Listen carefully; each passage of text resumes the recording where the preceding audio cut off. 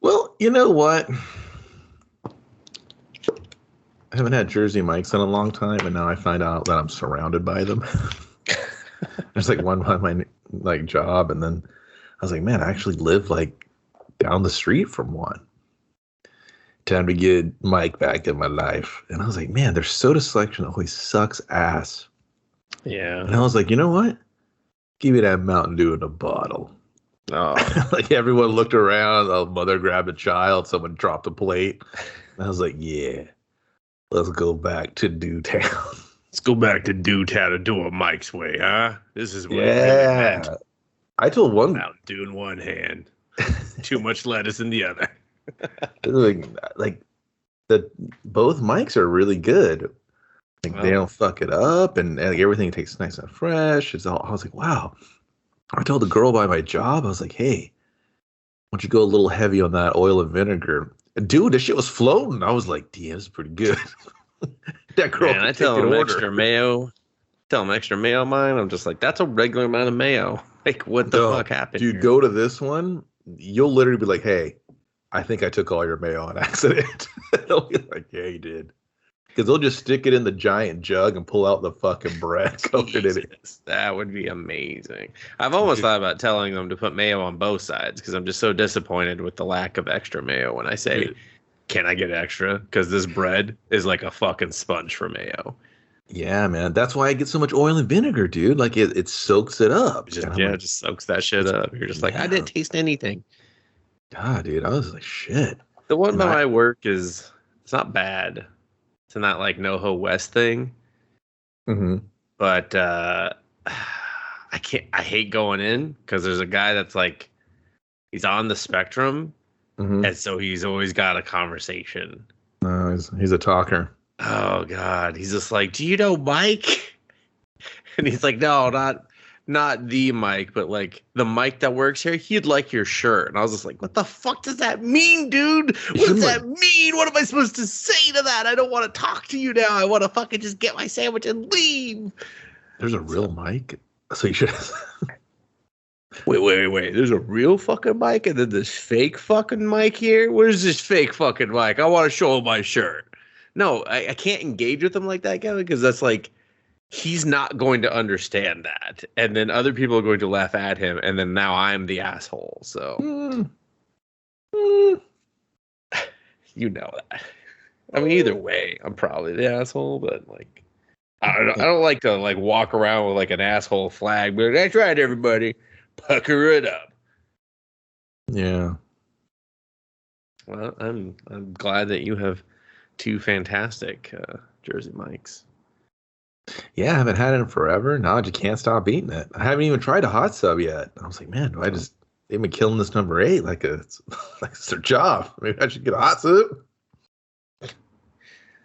I went in and with my dumb work shirt, they were like, we see a lot of you guys over here. Can I give you some free subs? And I was like, hell yeah. I may or may not give it to them. And then they gave me a stack of like 30 free subs. I was like, oh, looks like 5 people are getting this card. Because I'm taking all this home. Yeah. Now I'm just like, you know what? I don't feel like paying lunch today. Mm-hmm. Only problem is, you got to go in person. I was like, damn it. That's fine.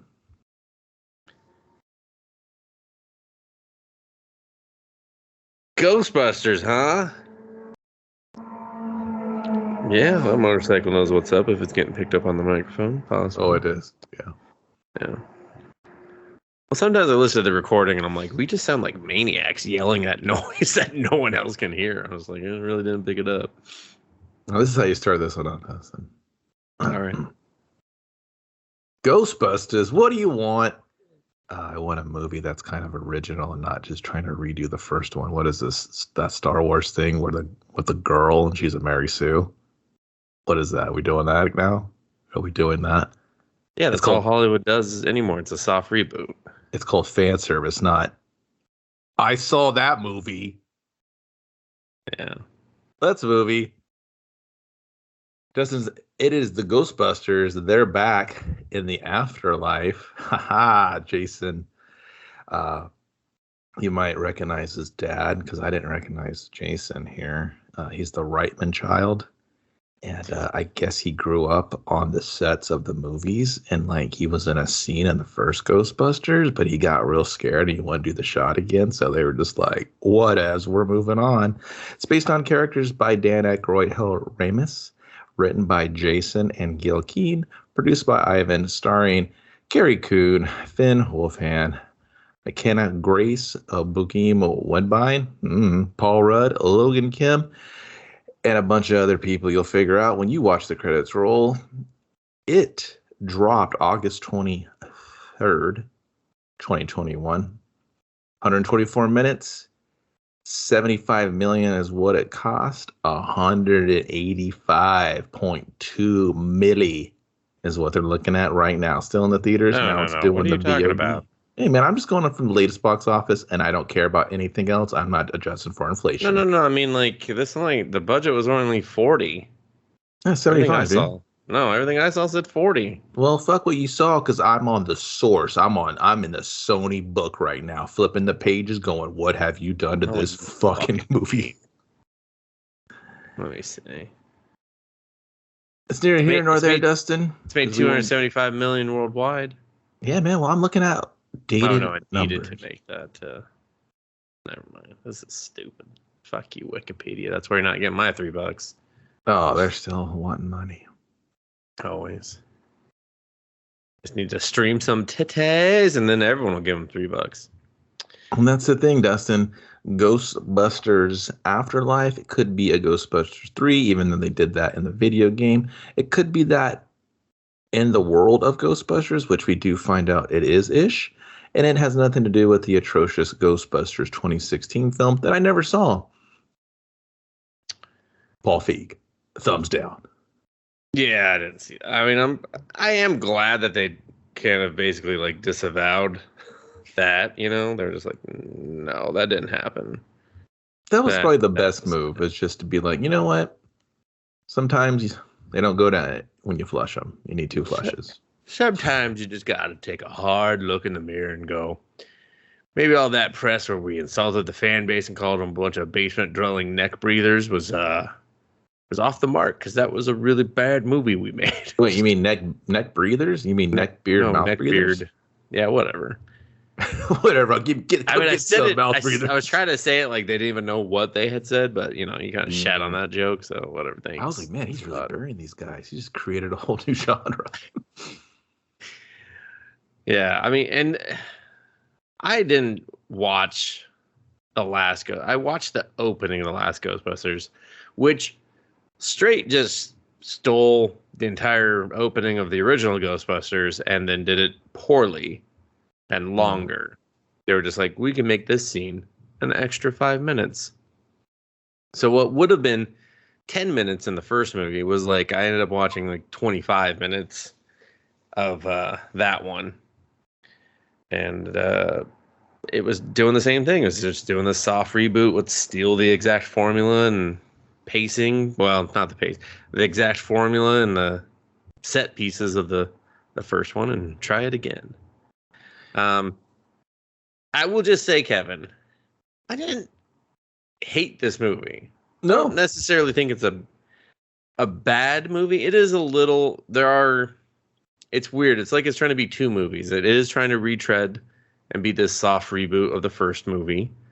But then it's also like this, like, let's make kids Ghostbusters, which I actually really liked. I liked that part, and I almost wished we just kind of ignored all the other shit from the first movie. And I'll tell you what happened, because I saw it as well.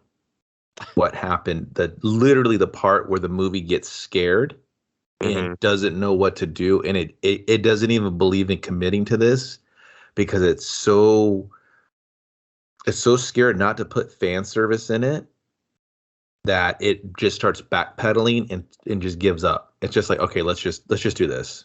It's just stuff happening. It's just Ghostbuster things are happening with these kids. Yeah. We're clearly modeling after something, and that's what bothered me about the movie overall. It's just stuff happening where they kind of lean heavy into these relationships, but then they just kind of fly out the window towards the end. Like the third act is just beyond like a fucking wreck. Oh For yeah, me, the shit happening act. it's just like here comes some stuff, and it felt like it needed to be like two movies or something, like physically, because it took so long to build up. Like I couldn't tell you when the beginning of the first act and the second act stopped and started. I couldn't tell you. It was just one giant first act with like 5 minutes of closure. That's what it felt like to me. Mm-hmm. And a lot of what the characters do, like the relationships fly out the window. There's only one like modicum of that being built up, or you're just kind of like, hey, little nerd daughter, F your granddad, because I said F him too. Oh my God, I love him.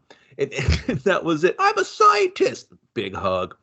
I ain't afraid of no ghost. And then that's it. And I was like, okay, here's some old guys show up. And I was like, is this shot on the same set? Because this looks like a Saturday Night Live skit. Why did the quality just go in the toilet right now? Because they're all green screened at separate times, I think. Dude, if you would have told me that, I'd have been like, okay. Because if you look at like, I don't know what the direction was when they were staring at Harold's ghost. I'm just going to call him Harold's ghost. Egon's ghost. Not an ounce of emotion from anyone other than Ernie, who was just kind of like, this is like they were just like, pretend there's a ghost of a guy you know standing next to you. He's just like Egon, they're like, nah, maybe. And that was the thing. I really didn't like when they showed up. I know they had to. I didn't mind Aykroyd on the phone. I think he did a real good job of just saying, hey, this is what we were doing since all this had passed. I was like, that's great, dude. Like, this is an exposition dump. And I think real, like, blue-blooded Ghostbuster fans or whatever you want to call them will just totally get a kick out of that because it gives them a little bit of closure. But then when I see, like, 3 senior citizens show up and start with proton packs that are still running in good condition, and just everyone's. And they didn't update them at all. And I was like, dude, don't get me on the fucking details of this movie. It literally drove me crazy. Like I was like, I was almost physically getting pissed off. Where I'm just like, you know what are you doing, movie? What the fuck are you doing? There's a lot of convenient fucking MacGuffins in this motherfucker. Stop it. Because I'm afraid of bullshit. Okay? I'm afraid of it.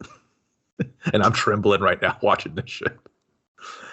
And like that part, it made me just sigh. And I was like, man, why can't you just let it be the movie for the kids? Let it be their movie. Why did you have to come in and shoehorn it? Like they should have came in, been like, hey, Flat Top, you remember us? You cross all the dreams, you do edit, they all tag team in, they jump on the car, marshmallows are like, they should have just had that. The old dudes get thrown, the girl wrangles it in, the brother does it, the new generation kicks into full gear, and then fucking like Winston's like, yeah, I see it now. These blue chippers, we're gonna do it all over again. And I was like, but why? You closed the hell portal. We'll get into it when we get into it, but let's get into it, because go for it, man. You kick it off, and I just want you to throw them up so I can just fucking shoot them down. First of all, we have to address the elephant in the room. Why is Paul Rudd in this movie? Like, he serves no purpose, Kevin. He serves no purpose. You can say that about a handful of these characters, but yeah, I think he's just. I was in Clueless. It's a great movie. You should watch Clueless if you haven't. Like, Cher's one of the best written characters. We all fucking have. I never saw it until I did. The movie is literally why Brittany Murphy couldn't get a job afterward that didn't involve her dieting.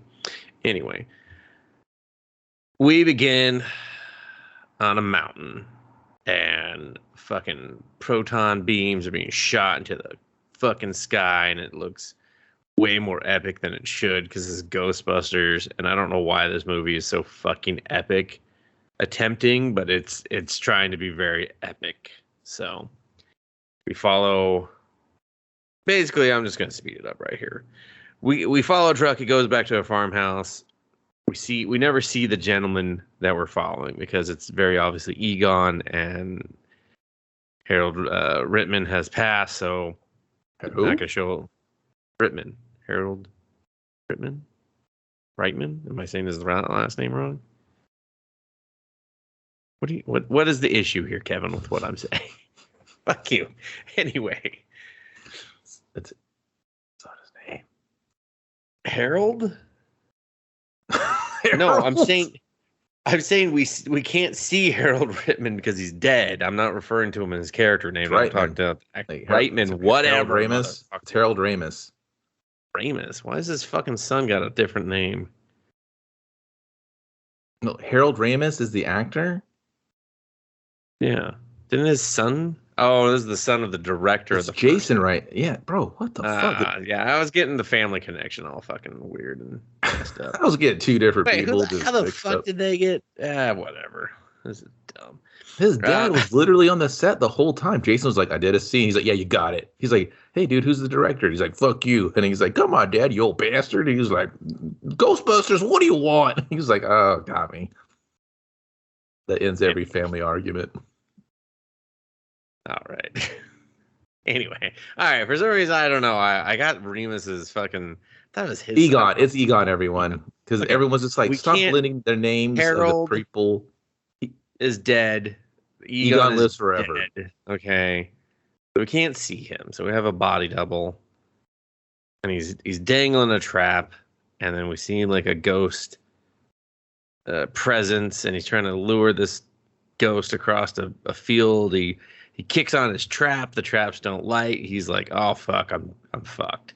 He hides the trap in a floor on, like, the floors in his fucking living room or some shit. And then he just sits and waits for his death for whatever reason. I don't know. Well, I thought he was going to just use himself as bait to trap this entity. And then he was like, I don't do that either. He's like, no, do the chair thing. It won't be nearly as fucking cool because no one cares. And then... It's a cool presentation. I like the ghost. I like the way he comes in with the rolling fog. I really think they did that well. And then the entity comes out of that. I thought it looked cool. Yeah, I mean, definitely like the ghosts and even the practical effects of this movie are a product of their time, which is like a good time to be making that shit. So I think it's good. I like the practical effects, the puppetry, all that stuff. It's refreshing. I'll tell you that. Yeah. And then now we go to, I don't know, I guess Chicago because the plates are from Chicago. But we go to Chicago. We find a kid waking up, talking to his mom, a nerdy daughter blowing up the electrical to the house. And basically they're getting evicted. They got to go get a check from granddad / papa's fucking last will and testament. But it doesn't matter. They got no home to come back to. So they load up in the Subaru Crosstrek and they go cross country. With Callie, it's Egon's daughter and his grandchildren. Hey, we don't know that yet, motherfucker. No, the audience needs to. It's just 3 people. They're just like, please tell us who these people are. They don't use their last name, okay? It's Callie, Trevor, and Phoebe. Phoebe, who you might recognize as young Sabrina. So, Finn, who you might recognize from, like, Stranger Things, but he's, like, getting old and weird now. So you're just like, stop acting. Just go live life a little bit. Dustin likes him young. No, it's just that weird, like, I don't know. It's like, you're done too much as a kid. Yeah, it's called puberty, dude. He's going to grow up and puberty be hit him weird. hard, okay? It hit him hard. He's got Hollywood to contend with, too. It's not good. It's not good. Just go be a kid for a minute. Anyway, we see this long road trip. They would tastefully monologue it and just get them there. They pull into the city. They go up to the farm. And it says dirt. It's got Revelation spray painted on it. They're just like, oh. And this is a one-horse town they cut through, by the way. Yeah. It's like the one stoplight kind of town. Real small. Roller skate diner. That's not a Sonic. You're just like... the fuck. They have it's like one of everything. So they get to the house and mom's just like, Phoebe, be a dear, break into your grandfather's house, please. And then Phoebe just pulls out a locks kit and just like, I was like, is she Sam Fisher?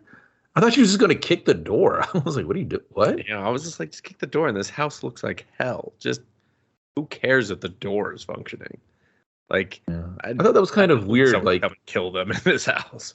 I get it. She's like the smart one, but she can just work that tumbler. Like, you can be smart, but now you're like can dissect this lock.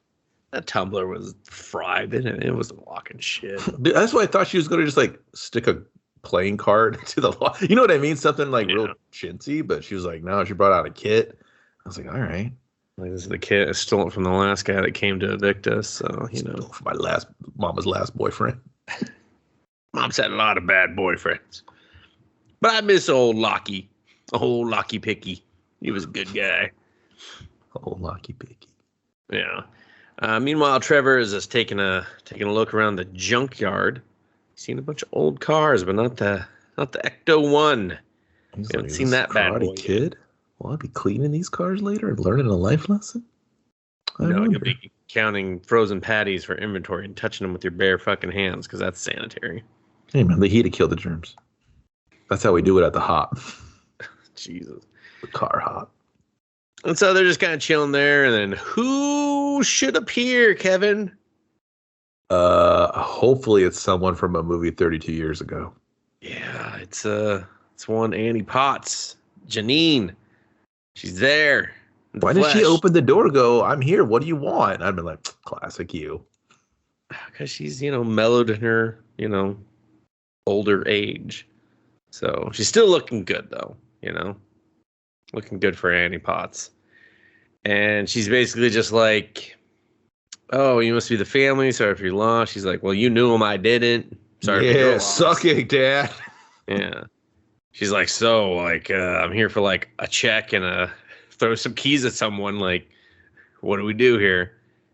And Janine's like, yeah, he could barely keep the power on at this place. And, I mean, you'll find out pretty soon he was sucking out a lot of power in this place. So, good luck with that. And one of the many questions I have about this story.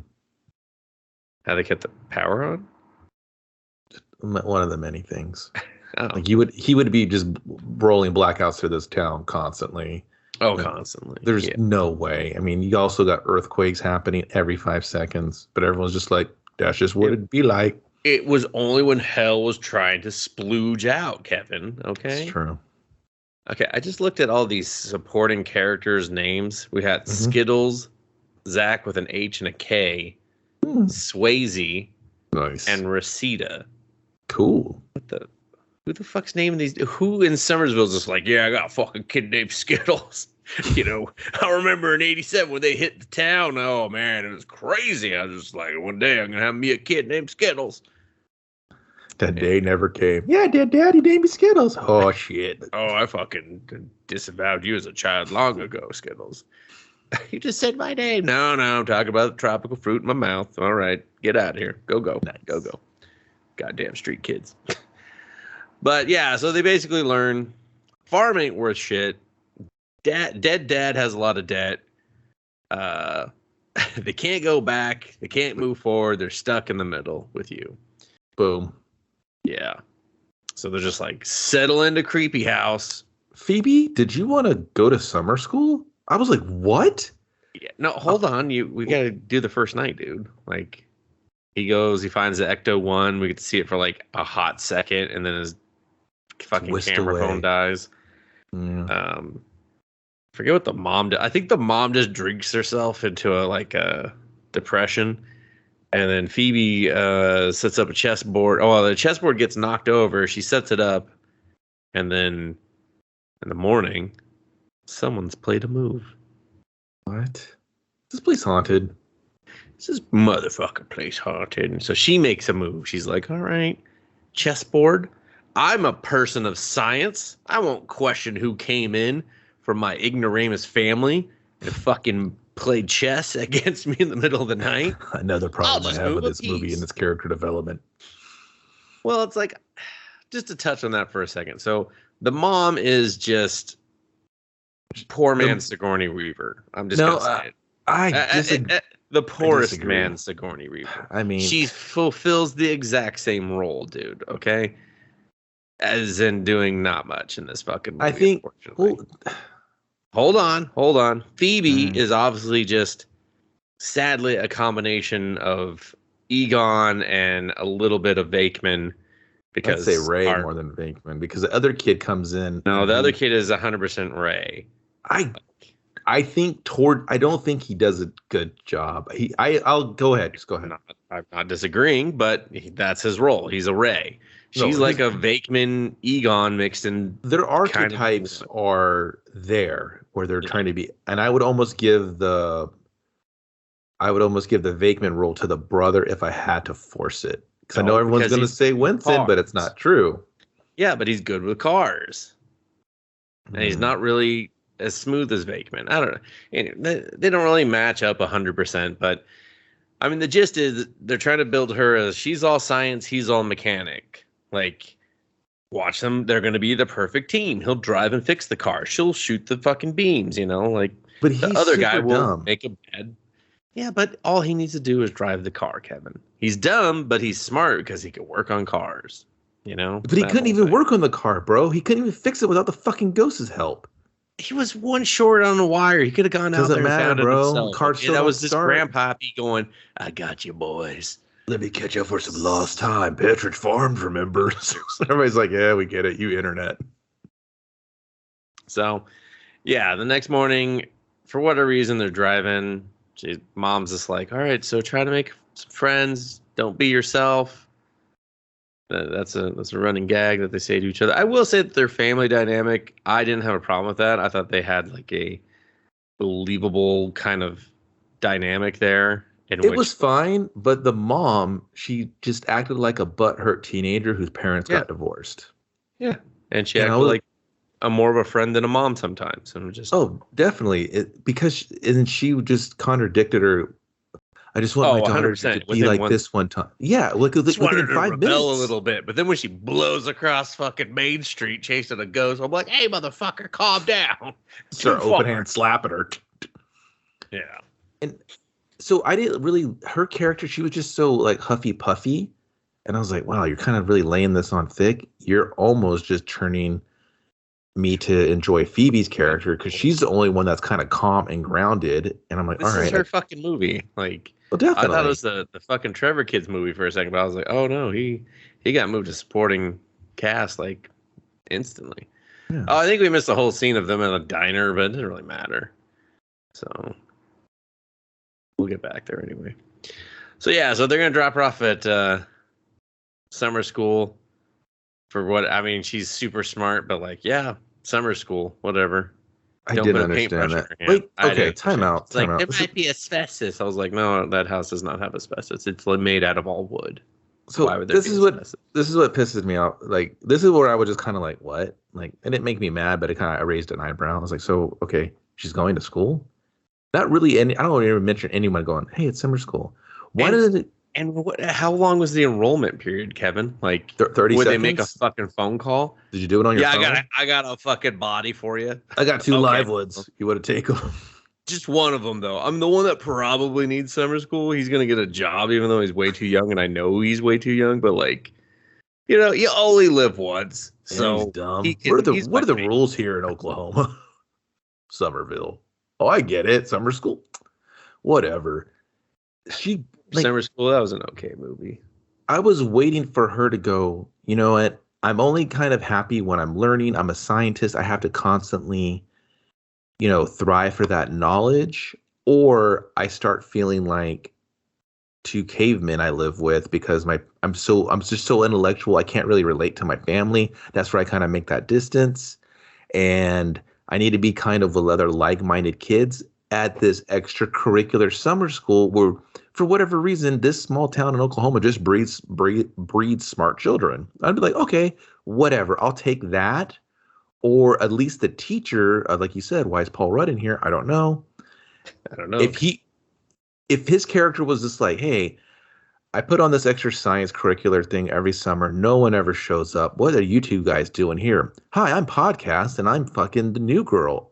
I would take that because number one, it would show me Podcast is intelligent. He's not just some weird kid that talks into microphones, because not one time did I ever believe this kid is an intellectual, smart. He's just annoying and he says cheeky things. And I was like, all right. It's like someone who listened to too many podcasts wrote his character. No, like, yeah, I get it. That's new and modern, and everyone's going to know what a podcast is. But at the same time, I was like, well, why did you date that character with this entertainment format, method, whatever? Yeah, that's like You, college when you're a kid's video game. Hey, I'm video game. What do you hey, do? I'm Call of Duty Fucking Modern Warfare 1. I'm like, wow, we've had a couple of those since then. Whatever, it's the good one. Well, you can kind of you know spam. the good one where you can fucking melee everything. Oh, okay, that one. That's fine. I understood now. So, like, that bothered me because then the other kids in the class are just kind of like, well, we're here because we're bad students. But then we have two just brainiacs, I guess one. But I'm forced to believe that he's the Ray Stantz character, where Ray Stantz is super smart as well, just on another level, where Egon always lended himself more to science and facts. Ray had the facts and the superstition and the kind of like the actually the ghost part of it. He kind of led himself to that more. And that's when you had them as a combo. You're like, man, these are two smart dudes that are doing the whole, ghost spirit science thing, mixing it up. And I was like, oh, that's cool. And that dichotomy didn't really present itself with these two. And I found it kind of like, what? Just because she's friendless all the time? They both were. That was it. It was just like friendless kids. Not that the others were like sitting there socializing or anything. But that's what I liked about the other kids visually. They were just kind of like regular kids. It wasn't like real cool kids. Like, I go to school at Beverly Hills High and I got a skateboards and like browser rod. It was just like, wasn't movie kids. It felt like regular kids. Yeah.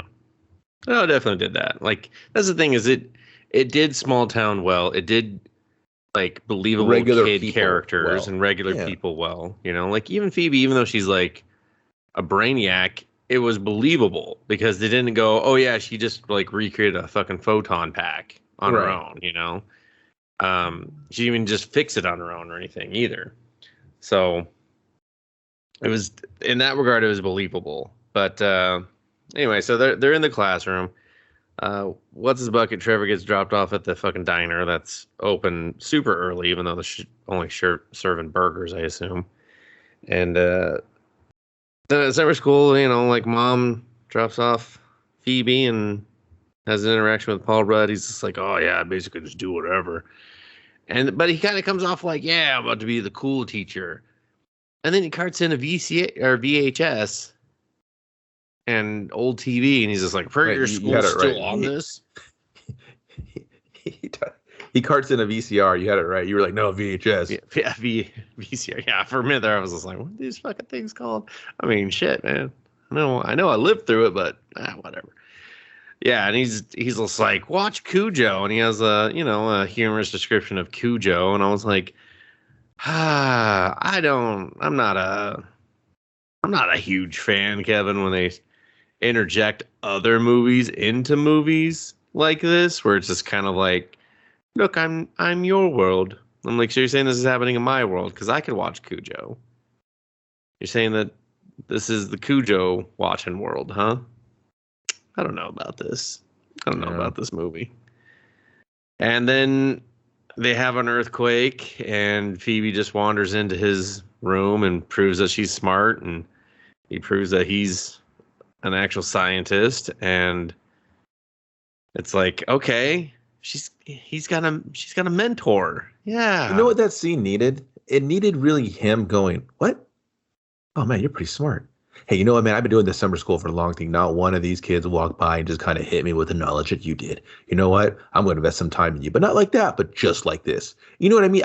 He should have kind of popped more. I wanted to see, like you said, a mentor, and she should have been like, yeah, okay, cool. And I want to see them actually like bond because they're both nerds. Exactly. I wanted them to bond because they were both nerds, not bond because we're just in a scene together doing stuff. Or because he just wanted to bang her mom, which is. I mean, he didn't even know. He didn't even know that was the kid yet. He did. He saw her get dropped off.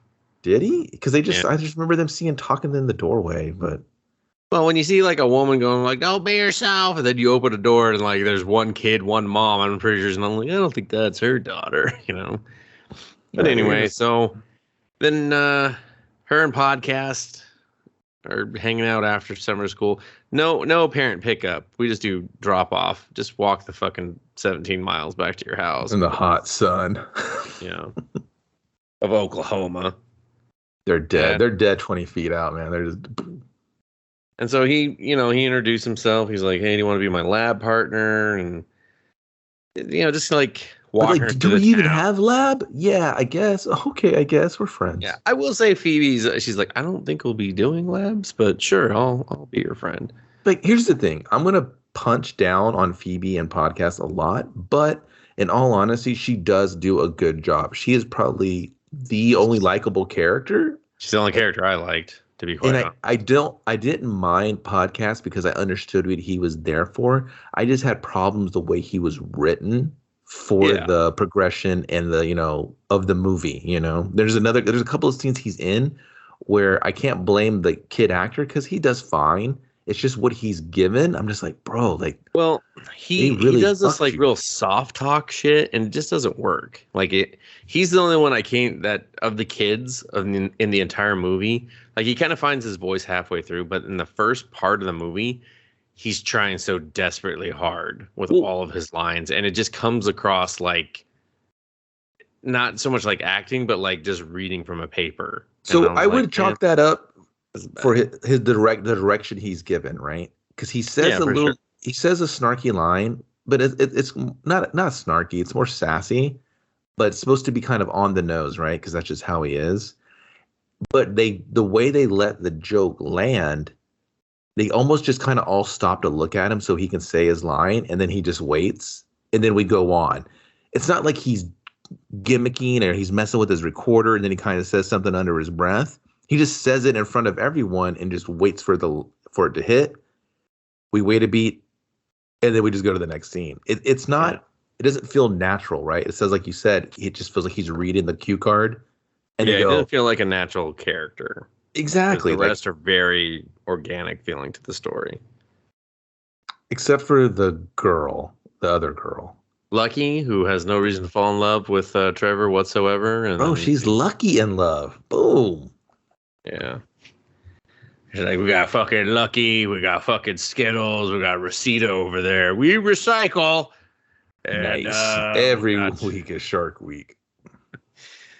But so podcast takes her to the mines where they closed them down because people were supposedly throwing themselves down the mine. They got the mine fever.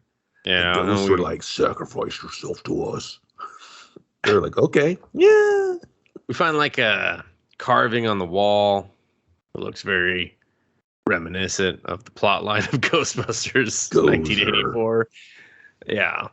And then they're off. They go back home, and podcast is like, oh, you're the dirt farmers family. And we find out that everyone just referred to Egon as the dirt farmer, which I thought it was an okay joke. Until the deputy ruined it. Dirt farmer family. I was just like, oh, hey, whoa, now we're getting derogatory with it? That's not cool.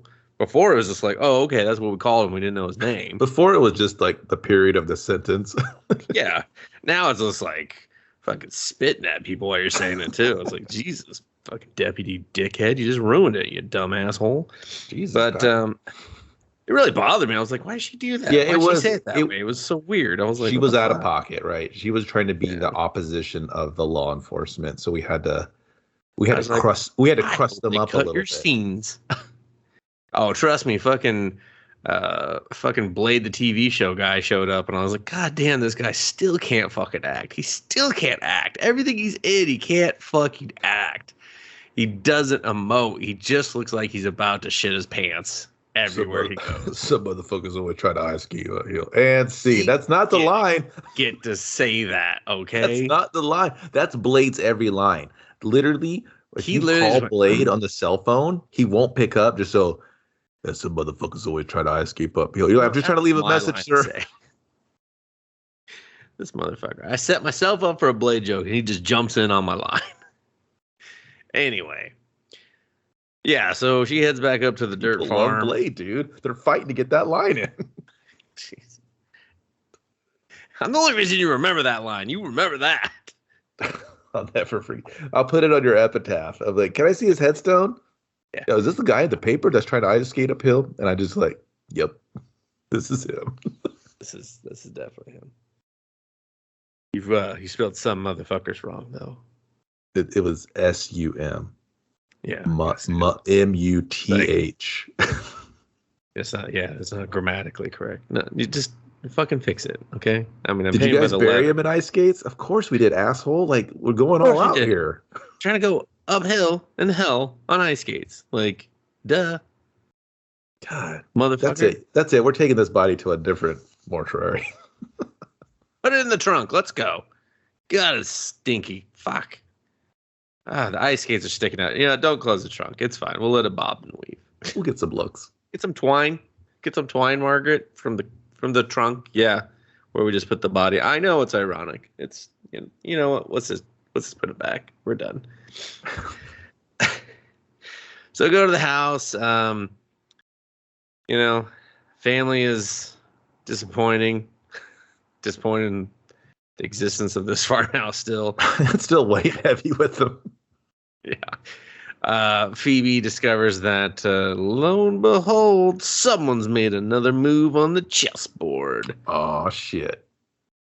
So she makes another move, and then she watches a fucking chess piece go across the board and smack a piece off of the fucking board, hardcore. And she no-sells it. No-sells it so hard. This part bothered me. I'm like, this is your first interaction with a ghost, and you're just like, yeah, all right. Dustin, fucking rook to king's fucking 5. Let's do this. It should extra bother you because she's already told podcast she's a woman of science. She doesn't believe in ghosts, no oogie boogies. She don't play that shit. But then when she sees an apparition, she sees, a moment happen like that. 5 inches from her face. She's just like, yeah, man, whatever. Big balls over here. You would take more than that to scare me. You're gonna take my fucking night? You're gonna take my fucking night? Yeah. I'm gonna castle right now, and we're gonna go into a fucking Russian attack mode. The ghost is like, it's called a rook, you stupid woman aside. Fuck. No, castling is when. Fuck you, asshole. Castling is when you fucking switch. What a dick. Anyway, so then she starts following this ghost, and because she found Egon's ghost detector thing. PKE meter, you amateur. Oh, man, it's late. I don't have time to remember all the Ghostbuster things. Okay, you're lucky I remember Proton Pack or Photon. What Photon? The fuck? Everyone. See, I mean, deeply sorry. It's fucking late. I had the just to go on a tangent. I had the flashlight one as a kid where you like flip it and you just like blast other ghosts and stuff and like make a little sound. Mm-hmm. You like flip it like a slideshow thing, like and go to the next one. It's fun. It's one of my favorite toys. Shake it like a Polaroid picture? No, you didn't shake it like a Polaroid picture. No. It's from a song. It's like I know, but what does that have to do with what I'm talking about? Everyone knows that fucking song, Kevin. You can hear that song on the radio like right now. Like turn on the radio, it's fucking playing somewhere. Let's go to the radio. I want someone to just pause this podcast, turn on the fucking radio, flip through some stations. You will fucking find that song, okay? No matter what market you're in. But get your sweat up. Shake it like a Polaroid picture till you start sweating, and then come back to us. Yeah. Just lure the album that broke up Outcast. Enjoy, motherfuckers. Yeah. Please. Yeah. Please come back. This is like that Blink album, only for them, So anyway, she follows the ghost to the chair. She finds a floor puzzle, and it's a floor puzzle, man. It was. She starts sliding things around, and then she finds the trap. And she's like, I'll bring this to school tomorrow. Yeah, it's weird, right? Yeah. What's really weird is that in this world of ghosts and Ghostbusters, it's like a VCR, and no one knows what the fuck it is, apparently. Well, Paul Rudd did. Paul Rudd did, yes. So they're sitting there trying to open it with like a ruler and breaking it. I don't even know why you're trying to open it. Like, what is this little box do you feel is inside of it? Like, what do you think's inside of it? I don't know why people are just, I gotta get that shit open. Here's the problem, Dustin. We find the PKE meter. We find the ghost trap. And why did he lead her to the trap before all the other shit, Kevin? So what I was thinking, and I was like, It's like the last thing I'd lead her to. Is there something trapped inside that he wants out? Is it really not him leading her through the house, and it's a trap within the trap? And so but she no-sells everything she finds. She's not like, man, what is this? Because this is the science part kicking in. I figure she would have reacted a little differently. And maybe she's so excitable, she takes it to podcast. She's like, hey, man, I know you're always like researching crazy topics and stuff for podcasts, like spooks, apparitions, and whatnot. Have you ever seen anything like this? Whoa, this is pretty cool. It smells, though, right? Is this smell? Does that mean? And then Paul Rudd's like, brimstone? I'm going to bring up a Nightcrawler reference real quick here, everybody. You remember Nightcrawler? You remember Excalibur? How come when he boofed out of the thing, it was not a boof. Oh, well, whatever. When he boofed out, it always smelled like shit. You think he was doing some fucking night farts? Huh? Was he really a night farter? Chris Gillarbat's like, I gotta stop listening to this podcast. They obviously talk about movies, and they start talking about shit that I did, and I'm yelling at it like, yeah, it was supposed to be a fart. He's like, Cynthia, give me a copy of Giant Size X-Men #1, a fucking reprint, like a 5th reprint, maybe a 6th. Send it to this asshole so he can read about fucking Nightcrawler. He called him Night Farter. What the fuck is that? And it's Bamf, you dick. It's Bamf. It's not Patoof. Stupid dick. That's a Pokemon. It's just like, goddamn, Chris Claremont's up on his Pokedex. And that's what bothers me, dude. And then you have Paul Rudd's character go, whoa, what a replica. Is that from the 1984, mass attack on New York where apparitions and ghosts were just ripping everything apart? Then 4 heroes showed up and one thought about a marshmallow man, and then it showed up and, Gozer. Let me just recap the first fucking movie for you. I would do that, but I'm doing that in real time. So. And the other kids are just like, what? Was this the guy from Clueless? Because I wasn't born then either. And I'm like, no one was. I know they say he's ageless, but I can see some wrinkles and some crow's feet. Was this guy Ant-Man or Wasp? It doesn't matter. They wouldn't let him punch Thanos' sphincter, so it doesn't matter. Or his prostate, whatever it was. They wanted him to go up the butthole. Just credits. Just like, in-game that, motherfuckers. Oh. And... yeah, and here's the part that kind of like I was like, okay, because here's the thing. I know I'm kind of playing into my dislike of some things this movie did, but overall, I found this movie to be really offensive and easy to watch, and there was parts that I actually genuinely enjoyed. Don't get me wrong. I think this was a great movie for kids. Yeah, I think it kind of like it's like 2 parts Goonies at times, and then it's 2 parts Ghostbusters because it has to be and then it's 2 parts way too it doesn't know what it wants to do, and I think it just gets muddled. And that's where I have little problems, because if it needed to pull back on the fan service, there was a couple times I chuckled. And they needed to pass it on to the next generation. And walk away. And I think they do after the fact. They don't, because did you watch after the credits? I did. Hopefully that was just for fun, but...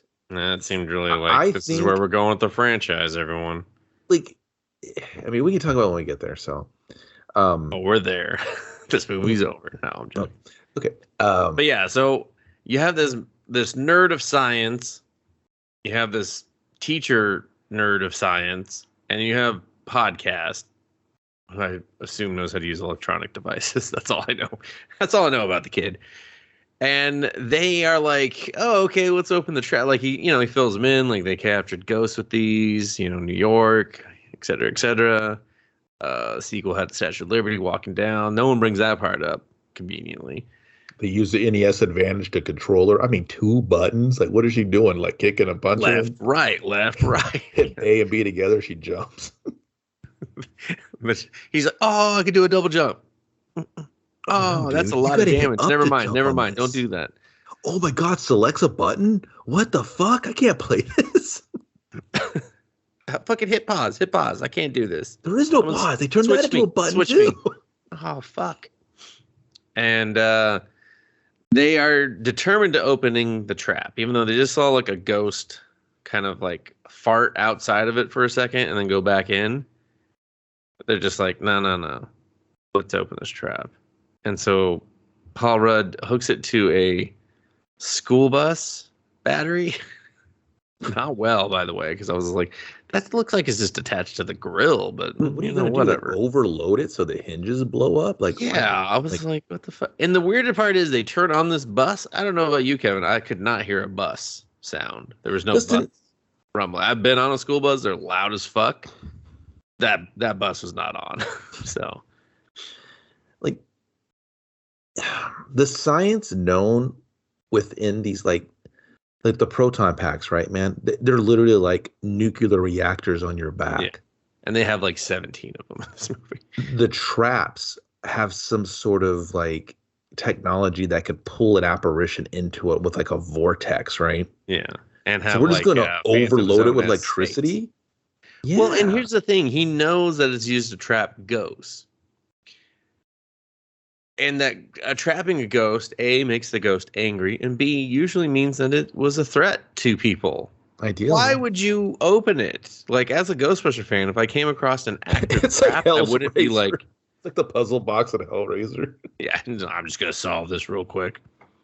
There seems to be a lot of freaky shit going on around me, but I am committed. I love me a good puzzle box. I mean, my dreams are real fucked up, and I seem to be in a hellscape of some kind, and that guy's got, you know what? I'm just going to finish this real quick. So all of a sudden it changes, just grab your fucking cheeks. You're like, oh, no. Gooberman, or I don't remember what his real name is. I think it was Gooberman. It's supposed to be like Gary Gooberman. They had a joke. Yeah, I mean, that part didn't make me laugh. I was like, that was before I knew there was a character called Skittles, though. Yeah, and so they blow the trap open and release the fucking Muncher, one of the hounds. No, it wasn't Muncher. It was one of the I thought it was. It was? Yeah. Oh, I must have lost track. Yeah, it was. I mean, it was either, it was one of them. I don't know which one it is. I'm not gonna speculate. I'm like, well, the horns were facing down, so it was clearly the key bat. No, I have no fucking clue. Yeah, it fucking howls at them, blows out all the fucking windows, and he's just like, we got to get out of here because I'm like a adult and I'm liable. So we got. I was like, why does this town have more than one school bus? I'm pretty sure I just saw the entire school district. It's that classroom. Why is this small town in fucking Oklahoma producing so many children? Like, that's a lot of kids. There's nothing to do, man. They're bored. You just fucking go to work, do math. You know what? This town sucks so much, I'm going to bring another life into it. Well, what are you supposed to do? You're bored all day. You got no internet. You're just going to be blasted the missus in the butt. And you know what I mean? That's your day. I mean, that's birth control, Kevin. If you're doing it in the butt, where'd all these kids come from? Well, sometimes you miss your shot that you don't take or something. Oh, she snuck it in there. God damn it. I don't need another mouth to feed. Fuck. This was Oklahoma. We'd go get an abortion. I'll call you lucky. I'll call you lucky. You're lucky you made it. You get it? She's just like, yeah, Dad, this joke is worse and worse every Christmas. And birthday. And New Year's. And Valentine's Day. Smokes, if you catch my meaning. Gotta ice skate uphill. They're just like, God, you were the worst Blade. And now we have 3 to compare. So... and one hasn't even done the job yet, but I guarantee he's already better than you. You're already at the bottom again. Like, now you're higher to ice skate up. Yeah, save it for the Blade movie. The Blade cast. Are these guys going to review Swords or Kitchen Knives, the movies? It was based on a comic? Blade 1, 2, 3, and the TV show, and the upcoming reboot? Oh, Jesus Christ. As long as they don't do Morpheus. Oh, we are. We are. As long as they don't do that Craven standalone. Oh, that got canceled. So, yeah, they let a ghost out, and Phoebes has got to go back home. Meanwhile, Trevor's been invited with the cool kids after suffering in the freezer and cleaning gross shit at the diner that no one's ever cleaned before. And he should probably just be happy he's doing this because he ate food from this place. And he's just like, Jesus Christ, this place is gross. I need to like stop as many health code violations as I can. That's impossible, man. All that diner food was probably exquisite. Yeah. Exquisitely going into the toilet as people are just like, oh God, I'm not used to the bacteria of this town. The cool kids invite him to ride up some rocks. Yeah, go to the top of the mountain. We got a gun for some reason. We're gonna fire it like twice, and then we're gonna sit on this love chair. Just pray for it to break. And then the mountain's gonna fart at us, and we're gonna be like, "Oh, it's another earthquake, Dustin." It's another earthquake. And where do you want to be during an earthquake, Kevin? On the top of a mountain with a bunch of unruly teenagers. Yeah, but she's the crush of my life. I'll crush it hard. I did like it when he's like, I'll be back. He just like left to go like chase her. And the mom's like, where are you go? Oh, okay. I see. He just fell in love. Oh, that was quick. With summertime, it's bound to happen. Am I right? Summertime love. I don't know what their song will be. I bet it'll suck. Teenagers have no taste in music. I was a teenager once. They're just like, Phoebe's like, Mom, shut up. You're monologuing. And, yeah, the mountain farts. It says Gozer. And they're all just like, whoa. Fucking far out, man. Like, tubular, bro. We should get the fuck off this mountain. We go back to the farm. And I think is it the date first or no, we gotta Granddad's gotta lead us down into the bunker. Yeah, he's the Pixar lamp, and he leads her into the bunker, and she just knows how to build this ghost quite well. Like first of all, I found it weird that he's the only ghost we've ever seen in Ghostbusters to kind of like fully maintain their human form without any sort of like extra. Here's where I started shooting this shit up. So the PKE meter is what's dragging her around the place, right? Yeah. So she's using it like kind of like, I'm going to detect the apparition. How come that thing's not going off like wildfire when it's like the dad's there? And then later on, when the mom gets like possessed, a 3 meter. It has like a 2-inch meter, dude. Yeah, because when the mom gets possessed and it's sitting right by her, that thing's like not even working. I'm like, man, that's burnt out. Kevin was like, man, is anyone going to come pick me up? I've been going on for like an hour. That's literally the keymaster or the fucking gate. I don't know whoever's who. And it's 2 inches from her, and it's not. And I am the gatekeeper. She's sitting there doing the fucking exorcist voices. I'm like, all right, this is cool. And that PKE meter's like, you got to change the batteries on me, man. I'm burn out. I'm donezo. She's been like put me close to her face and away from her face for like 2 hours. I got bored and tired. Brutal. Yeah, so she follows it around. She goes to an outhouse looking thing. It's hilarious. And there's the copper pole. He had no money, but he imported a fucking firehouse pole into a farmhouse to go into a hidden bunker. Even though no one seemed to visit him or care about his house. I don't know why he needed a workshop away from his workshop, but he had one. And nostalgia. He was like, they're like, Egon, you got to give up the pole. He's like, no, I'll never give up the pole. That's how I make my money. Come watch the dirt farmer go up and down the pole. They're just like, just throw him a couple penny bucks. Otherwise, he won't stop. And then, he just kind of directs her to the here's the jumper you need. Here's this. Yeah. Here's how you build this back. Here's how you do this. Here's the schematics for this. Oh, by the way, ghosts are real. Yeah. Here's some weird shit I found. Here's some fungi. There's basically a countdown to extinction, real Megadeth stuff, but you'll figure that out with your friends later. Yeah. I mean, the one part I did like with the lamp was she was just like, how'd you make this blah, blah, blah so small? And he just points the lamp towards his like fucking wall of certificates that he brought with him.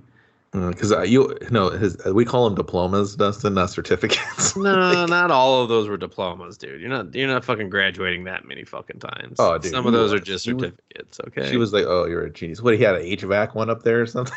Yeah, no, he definitely did. He was just like, it's fucking hot in this house, and I'm a dirt farmer, okay? I love me some AC, right? I single-handedly upgraded the grid to this town just to support my fucking needs, okay? Dude, he had to be a masterful electrician. Yeah, he really did. He really did. And so she just starts working on the backpack, and then she goes and finds podcasting the next day. She's set up some bottles. She's like, let's shoot this shit. She's like, you want to see a dead body? He's like, whoa, that's another movie. She's like, okay. Because the audience is about to. He's just like, oh, God, I was the podcast just bursts into flames. He's like, great. So they shoot some bottles. They hear a ghost. She's just like, nah, we got to go bust some ghosts. I mean, we're horribly ill-prepared for this. And, yeah, why not? Fuck it. Let's go. Busting makes me feel good. I was like, yeah, me too. So they go in, and they keep bringing up, like, the solidolium or some shit. Whatever the metal is that fucking the first Ghostbusters had in that building that attract Gozer. Mm-hmm. And they go into this building, and you see all these like ghosty bite marks and shit. And there's Muncher. He's like a shitty blue Slimer with like a lot of extra hand feet things. And I was like, man, I miss Slimer. Why can't they just bring Slimer back? Originally, when they were doing the chest thing, I thought it was gonna be Slimer, and then like he had been keeping Slimer as a pet, and I was like, oh, cool. But then they didn't do that. They did Invisible Grandpa. So. Bustin' makes me feel good. So they try to bust the Muncher, and they fail at it. Muncher gets away. Dustin, how do they know how to do any of this shit? How do they know how to power? Googled shit. She watched their commercial. She watched the commercial. That's like you going to find a Frank Azar commercial, watch it, and now you're a lawyer. I mean, that basically qualifies me as a fucking lawyer. That like you have back pain from fucking that time you rear-ended someone? Well, fucking let's sue the insurance company. I am Dustin Azar, and we're gonna drive drunk and fight dirty. It's just like, and that's just in the courtroom. I mean, I'd actually, you just show up like a meme. If your lawyer's wearing this, you go into jail. You show up at Crocs. I mean, that's actually a awesome. Ass grass, nobody rides for free shirt on, or ass grass or gas. Like you're just like, uh-oh, I'm in trouble. Like big time. Because he came in with a full tank. Are you a pedo? No problem. You'll walk by sundown. Everybody's like, okay, this is bold statement. This guy's got some problems with his fucking law firm for sure. Welcome you to show up, it's problems. Like, yeah, you show up, it's in an IHOP. He's just like, yeah, this is my booth. They know it. They know it. Yeah, you got to bust that booth before you sit there. Hey, yeah, I know the rules. I know the fucking rules, Martha. Get off my fucking case, okay? Shit. Fucking try to do business here. I mean, Martha, man, that was like Batman's mama's name and Superman's. So what a quick-a-dink. Someone should write that movie. I don't know where we're at in this. Oh, Muncher. So they shoot at Muncher. He shoots a bunch of metal bullet thingies at him, and they run away. He gets away. So they're like, well, we better head on home. Meanwhile, Trevor is working on Ecto-1. He's told no one about this. He doesn't want to tell anyone because it's a fucking old ambulance car that he's has a lot of lights on it. He's like, oh, I'll just make this run. Why not? I have zero questions about why there's a ghost crossed out. He's not like that. And that's the thing, right? He's not drawn to it because of the mystique, or maybe what could this be? Is there something more to this? He just wants the car to go. Jalopy go far, so he can go see his girlfriend at the fucking car hop. Five and dine. Yeah. So he gets it running thanks to Granddad tightening some wires, and the gas tank works. Fully loaded. Gas fully fucking loaded. And he starts driving around in a fucking out in the field. And I didn't mind this part because I felt like this was kind of believable. Like he's just like, oh, I got a big open field. This is fun. It looked cool. Mm-hmm. And then he just jumps it over the fucking hill at the end of the property and almost kills his sister in podcast. And he's just like, hey. And they're just like, hey, what is that? He's just like, yeah, this is my car now. I drive. I'm a driver. And they just load up. They're like, let's go get fucking Muncher. And then now mom is just suddenly on her date already. So, Dustin, the brother just down with Chase and Muncher. He's down with Ghost. This is just a Monday for him. You know, he didn't go to school. He just wanted to drive, Kevin. He's 15, living the dream. I mean, he's they 15, pretending to be 17, trying to get that pussy. He's 14. No, he was 15. He said he was going to be 16 in February, and she's like, it's March. Yeah, I thought he said 14 because the sister says 14. She looks at him, and he looks at her. She says 15. She says 15. Anyway, we already did this. It's called License to Drive. Go watch that movie. That's the problem. Like, that's what I don't like about this movie. There's nothing to do. So they just have them go do stuff. They're not drawn to anything. They're not like, this isn't a Destiny movie. That's not their calling. No one's fucking. Yeah, they're not seeking adventure. They're just going through an adventure, you know? And I guess that's where it fails on the Goonies aspect, is that they're not craving this adventure. Like, she kind of wants to prove that her granddad wasn't a nut job, but like, you gotta bust Ghost to do that? Like, come on. Like, you don't necessarily need to do that to prove it. And a lot of people are exposed to the science of this ghost busting thing, and everyone just accepts it. Everyone accepts that the ghosts are back. You know what I mean? Like, it was just like, goddamn New York and Oklahoma now, shit. And the kids don't even know anything about that, but it's just like, you don't need tons of convincing, but I just needed a little bit of a nod and a buy-in of everything. And this ghost chasing goes on for way too long. Yeah, so they're just blasting through town. No cops show up at all, even though we seem to have like 17 people on the force.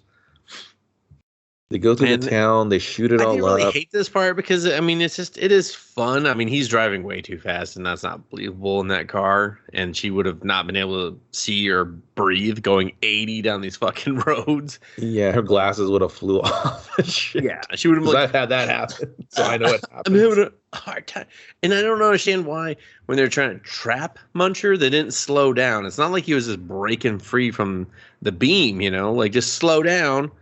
So you can put the fucking trap underneath him.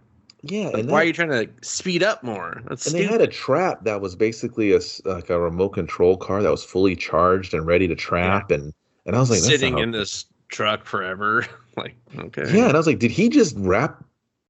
Did like Ecto-1 was it sitting there for like a couple of weeks? apparently he was just like, "This is my baby.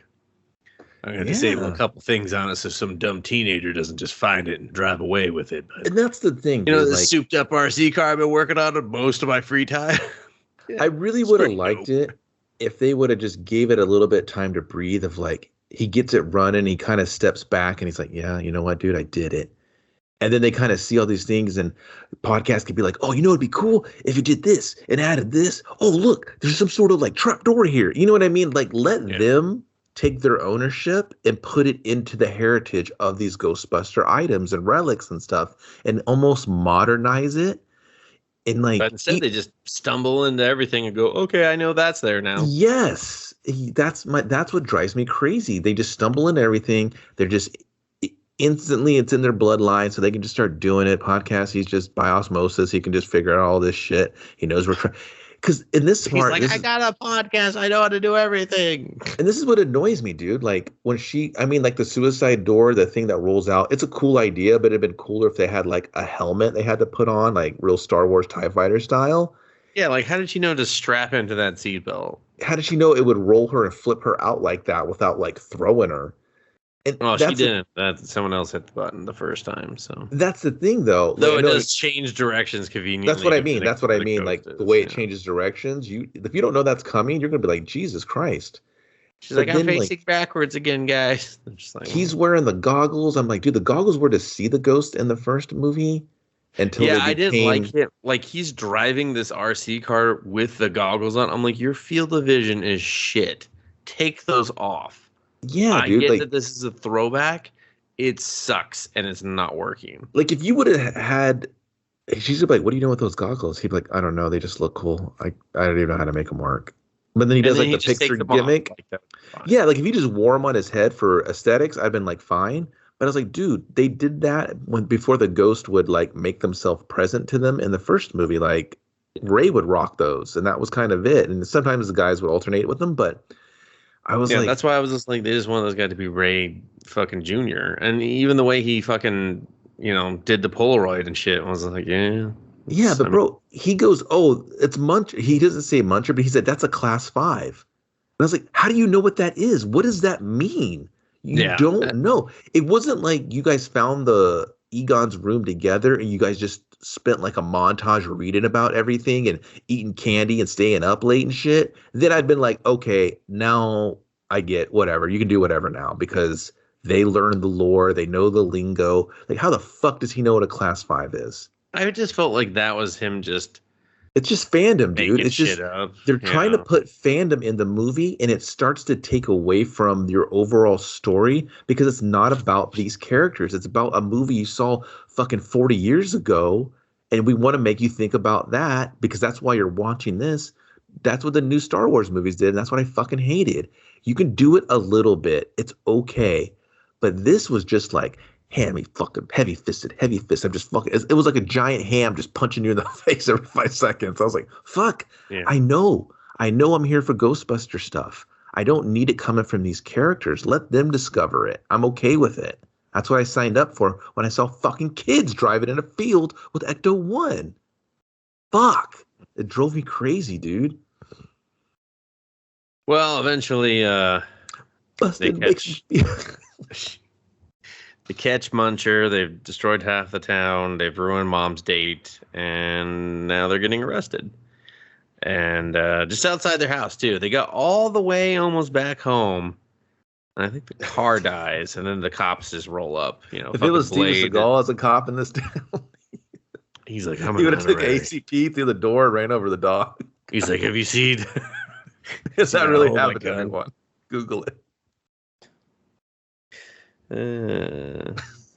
No joke. It just happened. He's in Russia now, so with love.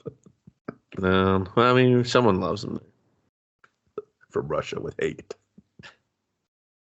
And then they're just in jail discussing their adventure. Yeah, like this is what's going on. This is what we got to figure out, et cetera, et cetera. And then we see a leg in the other fucking cell over there. Who is that, Kevin? Who would possibly be listening? I felt like if it was my movie, I would have done, I don't know, one of the other Ghostbusters right there, just to kind of show that they're already there. Mm-hmm. And then maybe they can give them some encouraging words as like a weird old mentor type person. You know what would have been perfect? Let them fade away until the end. You do that. You do the, instead of the phone call to Ray, he's right there. Yeah. And he's like, hey, what are you doing here? What are you kids in here for? She's like, busted? Makes me feel good. He's like, oh shit. He's like, oh, you're down. You're down with the ghost. That's our secret code word. Oh, yeah. I'm here to see my friend. I mean, he's not my friend anymore because he's kind of an asshole. He kind of went off the grid because, he's kind of a fruitcake. But, whatever. I'm here just to find him. Well, if he's your friend, but he's not your friend, why are you here? Well, because he's, I miss him, but I don't because, fuck him. Something like that. Like you would have had that. Like, and then, any friendship that has deep history and conflicting emotions based on one event that altered the course of your friendship, Exactly. And then podcasts could have been like, oh, I'm not big on friends because I'm just not good at having them. But so what happened? Oh, there was actually 4 of us. And, I've said too much. And busted makes me feel good too. And then that'd have been like, okay, something like that. That'd have been super cool. And then he's just like in a holding drunk take kind of thing. And he's like, oh, well, I know he's close by, but I just can't pinpoint it. And then you're like, oh, okay. Well, shit. I mean, maybe like Ray could have been just this like horrible alcoholic, and that's why Egon was solo that night. And so Ray's dealing with some fucking guilt, and he's just he left him hanging even more since then. And you're just like, and this sobers him up, seeing the kids there doing doing what they were doing. He's just like, oh, I gotta fucking help these kids. I gotta get sober. I gotta get out there. Yeah, or you could have had Ray. Since it's the first time the kids meet him, he doesn't have to give all that exposition. He can hold it back where he's kind of like the kind of not really a boozer, but he's just kind of the weird old guy, and he starts talking about he's like the nonsense sage where you're just like, what the fuck are you talking about? He's just like Dan Aykroyd in real life. Yeah, exactly. And what's the guy that created the town they always talk about in this one? Oh, what was his name? Yeah, it was like fucking Evo or something. Like Evo 2019 or something. Ivo Shandor. Yeah, he could have been rambling about him. Oh, so this Ivo guy, he built this whole town. And then like the lucky girl could have been like, yeah, I heard that. He's also, he was into like the paranormal and stuff like that. But you guys already know that. And he just kind of sounds like a rambling drunk, right? Yeah. But it's also, he's the guy that helped build this temple to fucking Zool or whatever, Gozer and shit, because it's a countdown. And Ray knows because Ray's all into that shit. And Egon knew, and that kind of tore him apart that night because they were bickering on how to stop it. That'd have been that's what I'm saying is like he could have just said some things that pointed them in the direction that they went. Exactly. Instead of them just going, hey, we're going to go over here now. Where he's just like, I was on that mountain last night. And they were like, all right, let's go on that mountain again then. And I was like, okay. Dude, even if you sprinkled them in earlier, like you see some weird old guy, he's just like, that's just the town loon or whatever. But she has to watch a YouTube video about her dad's old videos to get the number, and then the number's still connected, and it's in New York. Is he? Yeah. I don't even he's in a bookstore, and raise a cult. And he just gives so much exposition to a girl, and the sheriff's like, hey, that was in the first movie, just rent it, and I wanted him to come out and be like, and now here's the dramatic telling of what the events that happened in New York. Now, I would even laugh at that if they went all fucking meta and they just said, yeah, the first movie, that was a dramatized version of it, and so I'm going to put it on for the class to watch. And they're just like, shit, I got some ideas now. It's a made-for-TV movie. Exactly. Like anything. That'd be too much. I'd probably walk out. No, I would have. Been like, this is fine, this is acceptable. But I think it'd have been way more interesting because they're thirsting to put the original characters in there when Annie Potts shows up, but you can do it subtly and help progress the kids' story. And that's what bothered me. Like the whole movie just stopped because we had to throw these guys in there. And listen, man, I love the first Ghostbusters. It's a great movie. It's probably close to one of the most perfect movies ever done. The second one has its flaws, but it's still super entertaining. But to kind of always just shovel those characters in here, it's not their time. They're good. You can do some nods, and you can have them, like you said, passing of the torch, but not like this. This was just so kind of clumsy. Yeah. Honestly, just them putting on their old suits, which I don't understand why you had all four of them. Was enough of passing the torch, that would have sufficed. But instead, Phoebe has to make her phone call. She calls the number, which is Ray. They talk. She reveals that Egon's dead and something bad's coming. And he's just like, well, this is what happened to us, et cetera, et cetera. Mom shows up with Paul Rudd and. What kind of date is that, dude? If I'm dating a chick and her kids just thrash the town, we're good. That's how small the town is, Kevin. He's like, he's like, you're the sweetest new poo this part of town's ever seen. The riverbeds are dry around here, so not a lot of fish. You get it? What I mean? Yeah. And then here's the part I didn't really like is the deputy derogatorily says the fucking dirt farmer family. But bro, and then Phoebe fucking picks up the really when she said that. The dad said he's like, who you gonna call? And I was like, bro, if she doesn't say Ghostbusters, I walk. She didn't. I walked to the bathroom. I had to take a piss. She did call the Ghostbusters, but that's what I'm saying. She should have said, I'm going to call some old fat dude that's been rambling. See, that was good fan service. You leave that that's in. good People fan get it, service. they get it. They don't. I mean, that was the only believable line he had said the entire time. Only... But anyway, they insult the dirt farmer family, and then Phoebe like picks up the pack and just like cranks it on. Is like, I'll blow your motherfucking head off.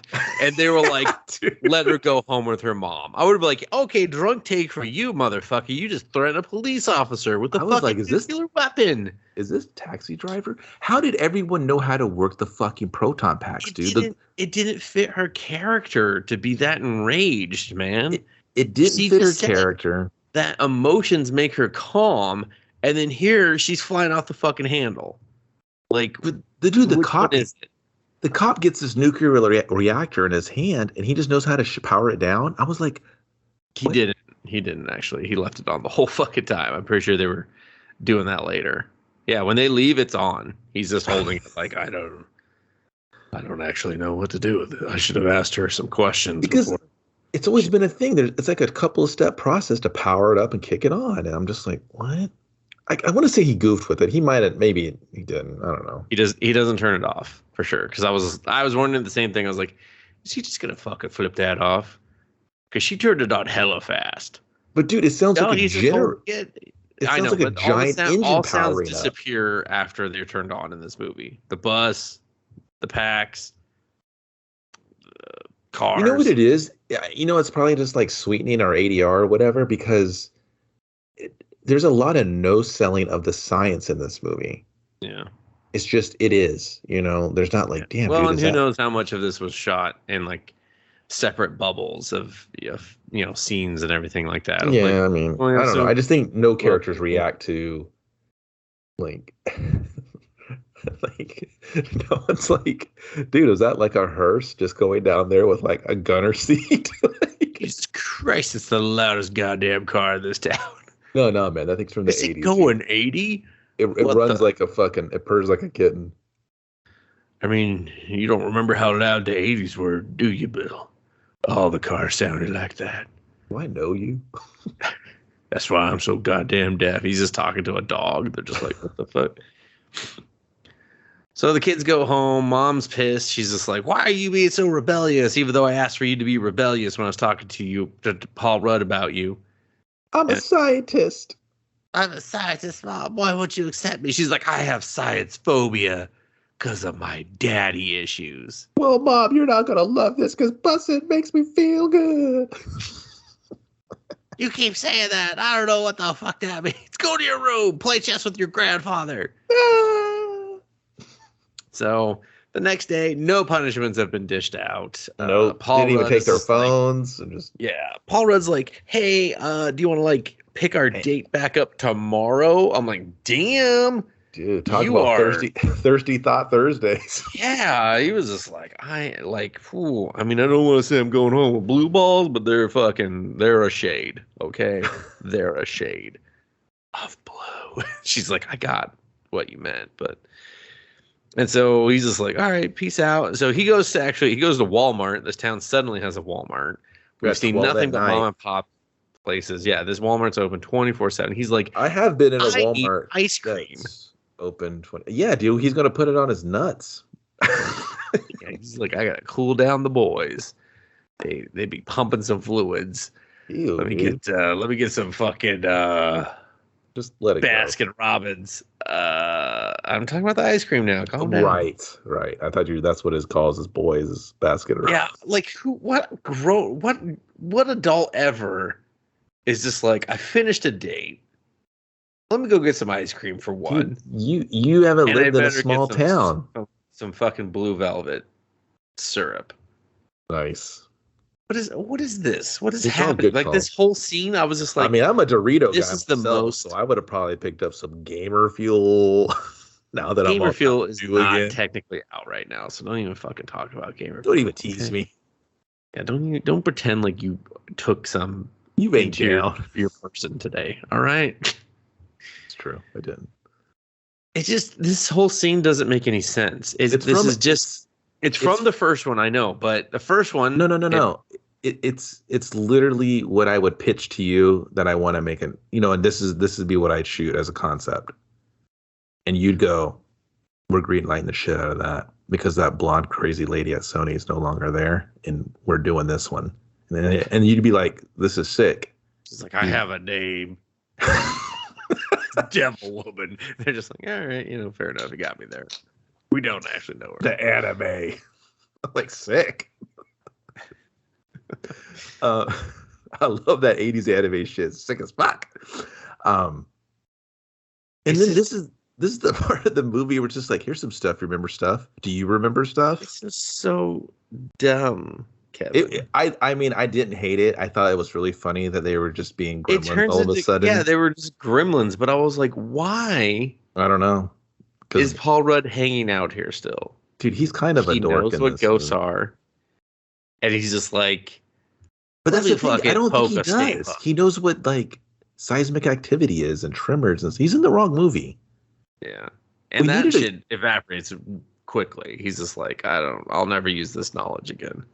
We needed Paul Rudd's character, Gary. He should have been more of a little bit more conspiracy theorist guy, because his science regarding the earthquakes didn't move the story along at all. No, not at all. He needed to be more of like, yeah, man, I heard like the dirt farmer.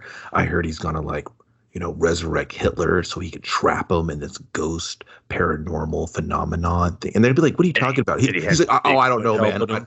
I eat a lot of the Blue Bunny ice cream and it makes my brain hurt. They should have had a weird adult kid like that. You had the Baskin Robbins. I know, but Blue Bunny would be in here because... No, it obviously wasn't, because I mean, if it was the other character, I mean, Baskin Robbins, clearly a Paul Rudd move. That was his... He's like, how dare you insult Paul Rudd's go-to ice cream of choice? Baskin Robbins at a Walmart late at night. Fucking what the fuck do you get off, you Hollywood scumbag? Let's get to the director. He's like, true story. We found Paul passed out in a Walmart almost every night, fucking knee deep in empty fucking Baskin Robbins ice cream cartons. We had to what? We filmed it and we said, let's let the magic happen. And then we worked in the little marshmallow guys later. I mean, I did like the marshmallow guys because it did feel like Gremlins. But it just didn't make sense with this movie. Absolutely not. It didn't. But I liked it because it was funny. The things it did were like funny. They were great. That's good. But I was just like, at the end, I was like, I don't even know. Why is the dog in this?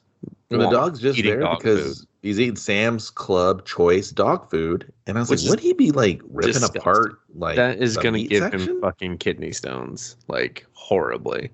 Would he be like just eating like homeless people or like craziness, just causing mayhem?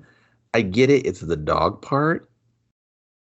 And dogs like meat. Yeah, I get it. So you want to do the joke of, I just kept thinking of the Christmas Vacation where they're in the Walmart buying the dog food. I don't know why that popped in my head. I was like, Walmart dog food, Christmas Vacation, Chevy Chase. Chevy Chase is funny. Is Chevy Chase in this movie? No, but he was friends with Dan Aykroyd and Bill. So I was just doing that. You just fucking 6 degreed him. Just like, here he is. Thanks, Walmart.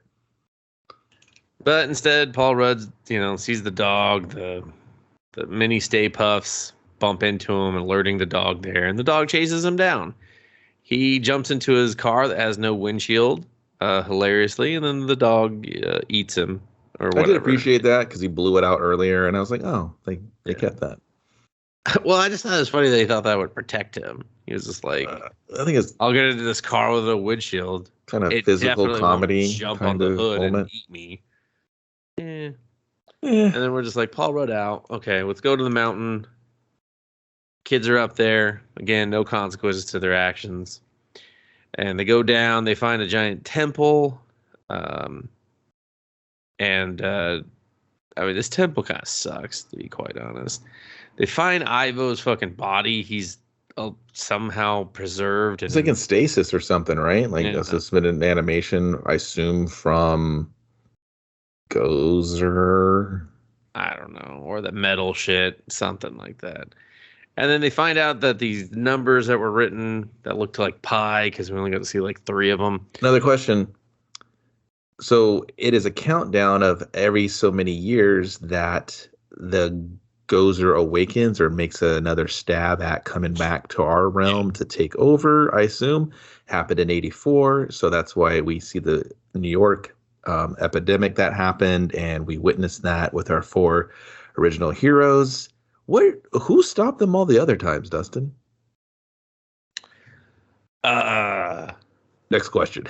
So the Lone Ranger did one. okay, maybe I think. Churchill did another, and then the Yeah, I'm 45. pretty Okay. sure 45 was Churchill. He was just like, I ain't afraid of no ghosts. It busted and makes Churchill feel good. Promise it won't be the last time I do that. I think that was an interesting idea that was just poorly just slapdashed in there. And I was like, Yeah. well, are we going to say there's different generations of Ghostbusters? Is there a heritage? Is there different timelines? What does this mean? Yeah. Like, what is Gozer's plan? And that's another thing I didn't understand. When Gozer shows up, want? what do they want? They just sit on a throne and pet these ugly dogs. Instantly. Like, okay. Gozer shows up and just chills. And I'm like, what? Are you waiting for like TGIF to come back? Because it won't. She's like, not even Family Matters? It's gone, girl. Especially not Family Guy, Matters. thing, it, him. You over there. You know what? I don't know. Why did we make you androgynous? I don't know. I liked it better when my boner felt weird when I looked at you. Now it's that even made me more discover weird. a lot of things about myself. I don't discover nothing here. I don't discover anything. I liked you better when you made me think of David Bowie. Just right away. Better when you're Gozer's like, no, come back. Your bubble bikini. I loved it. Yeah. So when they find out that the earthquakes are actually all the souls from hell or the hellscape or whatever trying to erupt through this fucking hole, and Egon had set up a bunch of packs to basically like. How are they powered, dude? He had them all hooked up in there. I mean, that place was was extremely well lit for a fucking, a temple in a mountain, dude. Like, who's powering this? Is the power company just going, dude? They power themselves. Is someone running a nuclear reactor on the dirt farm? No, man. Fucking 5 of them. And why do you keep saying nuclear like that? I don't know. That's just how I talk. Nuclear. New, you know what? Fusion. It's a fusion reactor now. That's easier to say. They're just like, it. Yeah, we got them. Yeah, and so they're just zapping the fucking ghosts when they get too high. The part I did like was Ivo, apparently when it starts to, like when they start to get higher, he just kind of starts to come back to life. That's cool. Yeah. It would have been cool if she would have found out. She's like, oh man, he made a contract. Like he has a deal where he does this and he gets rewarded with, eternal life or something. You know what I mean? Give me a little fun, stupid story in there that. Yeah. Instead they just were like, fuck this story. And wouldn't the proton packs not be powerful enough because they just capture the entity? Shouldn't it have been a version of a ghost trap, like almost a netting on top of it instead? Because that's the only thing that really can entrap them. I don't know. I found that part of being kind of really stupid. And that's the thing. That's the science. The science is so inconsistent on what tools do what, when, and where, and how. And I'm like, what? Yeah. Yeah, I don't know. It just so they get out of there. They go home. They find out that mom's been possessed by the other dog, and she's got to find the gatekeeper. She's the key master. Vice versa. She runs off through the window. She does the cool demon voice. Everyone's just like, yeah, man. Like, no, everyone knows sells this. They're just no emotion. They don't run after their mom or anything. They're just no. We always knew this would happen. She was real bad with money. She's a bad mom. She's a bad mom, Her dad abandoned her, and we've just been hearing about it our whole fucking life, And where's Ghost Egon to be like, hey, it's getting kind of funky. Yeah. No, yeah, his guidance really stops after they get started. He's just like, I'm more of a get starter, not a fucking... I'm a get starter and a finisher. In the middle part, that's why I'm no good. I'm not a go-getter. I get started, I don't go get, and I knock them up, I leave them. That's what I did with her. That's what I'm going to do with you guys, okay? No, I've said too much. I should probably just fuck off. Just goes back down the pole. They're just like, Jesus Christ, it squeaks so bad. Why does it pays for itself? And so then they're just like, all right, well, we need a plan because they're about to unlock fucking hell. At this point, I think Mom and Paul Rudd just bang in the desert. I don't know why she had to do a wardrobe change and why they didn't have Paul Rudd do the same thing, because that really would have sold the joke if he was just in a golden fucking suit all of a sudden. Nah, man, you let her have the Sigourney Weaver outfit, and like you said, because that's all she was just supposed to be there for, and he should have just had like the fucked up hair, like fucking what's his nuts? I'm sorry, I can't remember his name. I'm drawing the blank too. Honey, I Shrunk the Kids. Yeah, I know. We're there. I know. He just came back. He was in a Mint Mobile commercial. Fuck. Oof, fucking. We are looking like assholes right now. Nah, Sweet Chuck, not Sweet Chuck from Police. Oh shit, not Sweet Chuck. I will fucking look it up. God, I fucking love Sweet Chuck. Hilarious. Dude, there's someone screaming at us. You fucking dildos. This is the you assholes. It's Rick Moranis. Oh, I'm so sorry, Rick. Yeah, I don't know why the fuck I can remember that. Card on just blank card. He quit Hollywood to raise his kids. That's a good dad. That's a good dad. You want a good dad movie? You put Rick Moranis in it. He's like, I'm not really, I'm dabbling a little bit, but I'm fine otherwise. Dustin, honey, I raised the kids. There it is. There it is. Damn. He's like, put that on a fucking shirt on my website. I'm selling that. Boom. That's a good dad. Yeah. Good dad, that guy. God, oh, his kids are in jail? Son of a bitch. What happened? Real good. Nah, he's, that'd be too heartbreaking, Kevin. Oh, that's a. He's like, I didn't quit Hollywood to fucking bail you out every Friday, Freddie. He's just like, fuck you, Dad. You named me Freddie. You know how fucking behind on the curve I am because of that shit? God damn it. Not even Fred. You actually named me Freddie. Fucking 2 D's, an I and an E, motherfucker. He's just like, yeah, not even a Y? Oh, hell no. Yeah, no. Like the bad Freddie. Shit. Yeah. Did he get fingered? Definitely. Boom. Yeah. Don't go to I set that up. Look at that. Even got 2 Canadians in that one. Whoa. So the kids, they figure out the plan with the help of I think Ghost Grandpa shows up a couple times in this part. Oh no! I'm sorry. Ghost Mom finds out. He directs Ghost Mom down to the pole. Yeah. To the pole room, and she sees his like stalkerish like following of her life. I never stopped loving you, pumpkin pie. And she's just like, I guess he was just kind of a bad-ish dad, not really a bad dad. He was an absentee father, everyone. I mean, I would have been cool with like a video or a recording, of him, maybe his memoirs, or been like, he had a creepy wall. Yeah, dude, like pictures. Like there should have just been something a little more visually impacting, not the big, stalker wall. Yeah, and she was very happy most of those photos for someone who has the giantest chip on her shoulder about her mom. Dude. But then the dog possesses her, and fucking Ghost Dad does nothing. Fucking way to go, Ghost Dad. Fucking shit ass sequel. So the kids are getting like Ghost Dad with Bill Cosby, or this is the sequel to Ghost Dad. Boom. The kids get their plan together. They're just like, all right, let's go bust some ghosts. They go up to the Dozer's village. Dozer, like from Fraggle Rock, the Dozer. Exactly. Doozers. Are they Dozer? Doozers. They were Dozers. Damn. Now I gotta look that up.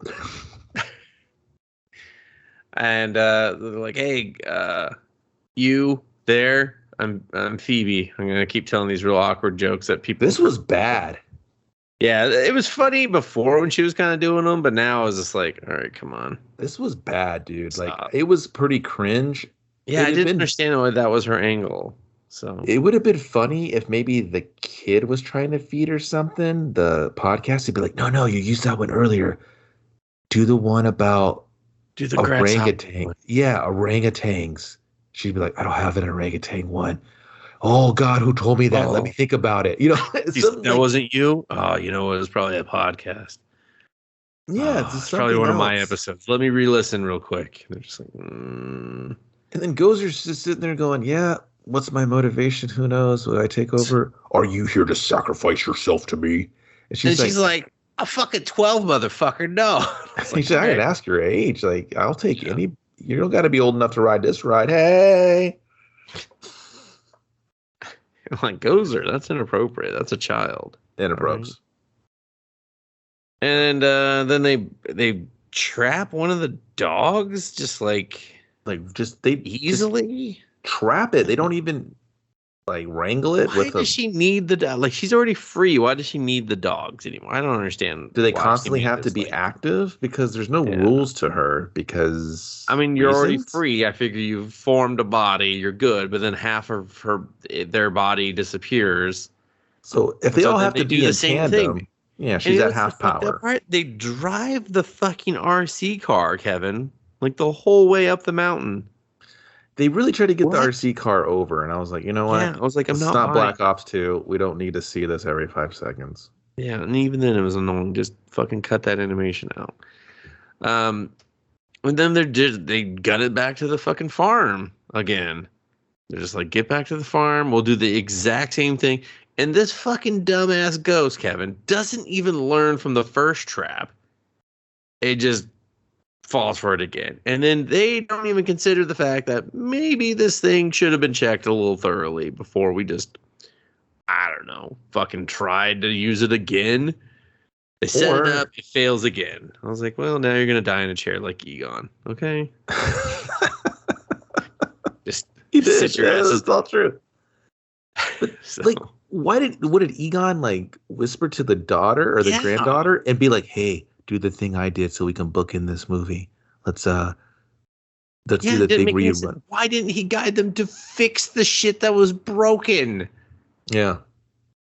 Like she knew. How did she know about him? They just walked in there. It'd be like, oh, Gozer, what's Gozer? She's a god. She's coming back. Well, we got to stop her, but how? I don't know. Maybe we should get every proton pack we have and like hold her down, and maybe we could put her in like a super trap. You know what I mean? Put her in a super trap, which is just a bunch of little traps, which doesn't seem like a super trap at all. But maybe like breaks her into parts or something. I don't know. I'm doing the movie's job now because the movie didn't want to explain this to me. And that's a lot of the things you do as being a fan. You're doing the movie's job, and the movie is so reliant on that. It creates a lot of loopholes, dumb character moments, just kind of like, it's a movie, Ghostbusters, so that's what happens in this world. And you're like, no, this is all new for all my characters. Like, even if she got possessed by her dad or her grandfather to kind of like, I don't know, get the smarts and her eyes roll in the back of her head, I'll take it. Just give me something. Like, it's a ghost movie with fantasy and action. Do whatever, and I'll believe it, but don't do nothing. Yeah. Instead, we get to see a total of 2 ghosts in the town. Like, one is like a dead miner trying to get coffee, and then the muncher. I love that, right? I loved it because I was like, oh, this is so reminiscent of the first one. And I love that she just like blindly served him coffee, like not even paying attention until it's too late. And then there's a ghost that's pretty much the second ghost is modeled off of one of the toys from the real Ghostbusters cartoon. He has the eye in his head. He punches back and the eye launched out. Because my brother had that toy when we were younger. And I was like, oh, wow, that's kind of cool. Is that just a nod? Are you just fan servicing me again? God damn it, movie. Fix the story. Yeah, and then that's it, though. It's like this town's not really running amok. We're just... most of the ghosts are still just flying around in a tornado circle thing. Cut down on the muncher chase and show me some more fun ghosts. Because you were doing a mix of CG and, like, practical. And I was this is fun. We sent Lucky away. Okay. I don't know why, because she's just back at the fucking house again. I didn't understand that at all. I thought she was gonna why couldn't she come to the adventure up on the mountain? What the fuck? You know what I thought, dude? I thought she was gonna wrangle up the other like car hop kids, and they're all gonna have proton packs. That's what I thought. Yeah, that would have been fucking like League of fucking Ghostbusters. I would have been like, damn, let's do this or whatever, and they all just go. IDW did that. It was real shitty. Yeah, but they're like, we'll see your Batman ink, and we'll do this horrible thing over here that's just as bad as that. I remember I read it with the daughters and everything, but like, I think that would have been kind of cool where you just get 2 of the kids, maybe the kid in the diner that's listening to every word they say. Did you notice that? Yeah. When they're going over the plan. But because they were just like, that's our friend, we're listening in. And that was kind of like what they had already done already, but then they weren't included in any of it. That's what I'm saying. They should have looked at that kid and been like, hey, you want to bust some ghosts? He'd been like, hell yeah, I do. He's like, fucking Skittles reported for duty. And they're just like, God, your name's really Skittles, huh? And then you just do a panning shot of all their name badges that they all wrote in with marker on their jumpers. Yeah. And then she's like, "What do I do?" He's like, "Yeah, you just point and click." He's like, "Is this thing going to blow up?" Yeah, if you do it, don't cross the streams. Yeah, and then like the old Ghostbusters should have showed up and been like, "Cross the streams. That's the only thing that's going to take her down." And then that should have just. That was the only thing we should have do. He's like, "You listen to me, I'm fucking Bill Murray. God damn it!" All right, sir. Yeah, we know you're Bill Murray. We can tell by your performance. Yeah, that's right, everyone. I used to like Bill Murray. Now that he's old, I just think he shows up and is a crotchety old asshole. Sorry. I mean, he had a couple lines that definitely felt Vakeman-esque, but overall, yeah, I agree. He was more Bill Murray than Vakeman. But like there was flashes where I was like, oh, that did. Yeah, no, I'll give you that. I'll say there was whiffs. There was wafts. Like it tickled my nose for a second. I was like, it tickled then farted, and I was like, hey, come on now, that's too much. Peter Vakeman on the real Ghostbusters was a better fucking Peter Vakeman. Yeah, but and he did Garfield's voice. The Peter Vakeman. That's ironic because I know that's it, dude. Oh. And that guy shopped at a Walmart. Dude, full circle, bro. I told you I'd get you there. Jesus. Can we stop plugging Walmart? That's a horrible place to go. Dude, you bought all those fucking Coke Energy. Yeah, you want to know why? Because you were like, let's check the Walmart. And I was like, don't go to that one. It's like an international fucking airport over there. And you were just like, nah, I don't believe you. And you were just like, Jesus Christ, this place is like an international airport. I was like, yeah, I fucking warned you. And as you had armfuls of Coke fucking Coke. God, Cherry Coke Energy. If you're going to find some Cherry Coke Energy, I'm not going to pay above market price. Okay? Hit me up, though. I got a P.O. box. Let me know. Seriously. Let me know. Because, God, I miss them. Hit me up. 2021 took more than just Betty White from us. It took my fucking Coke Energy drinks. And that's just. You got to check all the Food for Less and Food Lions around the country and see if they got. I don't know. God, I'm not going into there. I don't need to get fucking COVID. Shit, man. We'll get you a pallet. Oh, God, I hope so one day. God, I hope they're like making it in like, I don't know, fucking Latin America, and I can just go across the border to TJ and get some. We're like, look, it's still thriving down here. Yeah. It really was just North America. Wait, this is North America. Fuck, I gotta go further. I don't Panama know. City. Maps.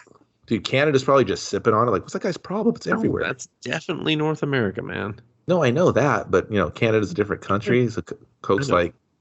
Yeah, it's still part of North America. Yeah, I know, dude. I know location and geography and counts. Shit. I'm just saying, I think Canada counts in that statement. You know what? Why? Let's not get sidetracked anymore. Okay? Let's subtract this Coke conversation. So the plan fails. The trap fails. The original remaining 3 Ghostbusters show up. They start blasting. They get their asses knocked down. Vakeman, runs his mouth. Phoebe starts blasting again. Everybody's busting. Everyone's busting all over the fucking screen. The OG Ghostbusters jump in again. Podcast tried to bust, but the Marshmallow guys are fucking them up. So he's tasering them with the PKE meter as like a stun gun now. Yeah. Lucky got turned into a dog to give Gozer back all the juice needed for them, and then Ghost Grandpa shows up, and his 3 companions don't seem to. Listen, what was he shooting? His life force. It's his panther now. Everybody's like, whoa. Yeah, I don't know, man. Did he have like a ghost pack? He was just helping hold her beam, Kevin. He was showing her how to pee straight. You gotta do yeah. What do you play with it or something? Like, how's the joke go? More than 2 shakes, you play with it. She's like, there you go. I taught you more than I ever taught my daughter. Yeah, it's like. I got different equipment down there, sir. He's just like, really? Oh. I mean, I saw those mom shorts and I just assumed, you know what? Fuck it. All right. Tell the car one to fucking shoot the thing over there. And then the fucking car kid is just like, you know what? I'm going to shoot those towers. Yeah, the brother, Trevor, he's just like, I'm going to shoot the towers. Powers up the trap. Yeah. And then How would he like know, Dustin? How would he know? How did he just sees like shit to shoot? He wants to shoot it. he was just like, they said that thing's important. I'll shoot at it. Like she I should have don't just know. I don't. possessed the kid. She should have. He should have just possessed the daughter. And she could have just yelled out directions of how to like bust good. You know? Yeah, since we weren't gonna pay for his voice, only his likeness. So Yeah, dude. I was just like, fuck, movie, fuck. What are you doing? and so they win. All the ghosts disappear. Paul Rudd comes out. Lucky comes out. Everyone's happy. Ghost Dad comes over. And they're still poor. And, Yeah, that's it. yeah.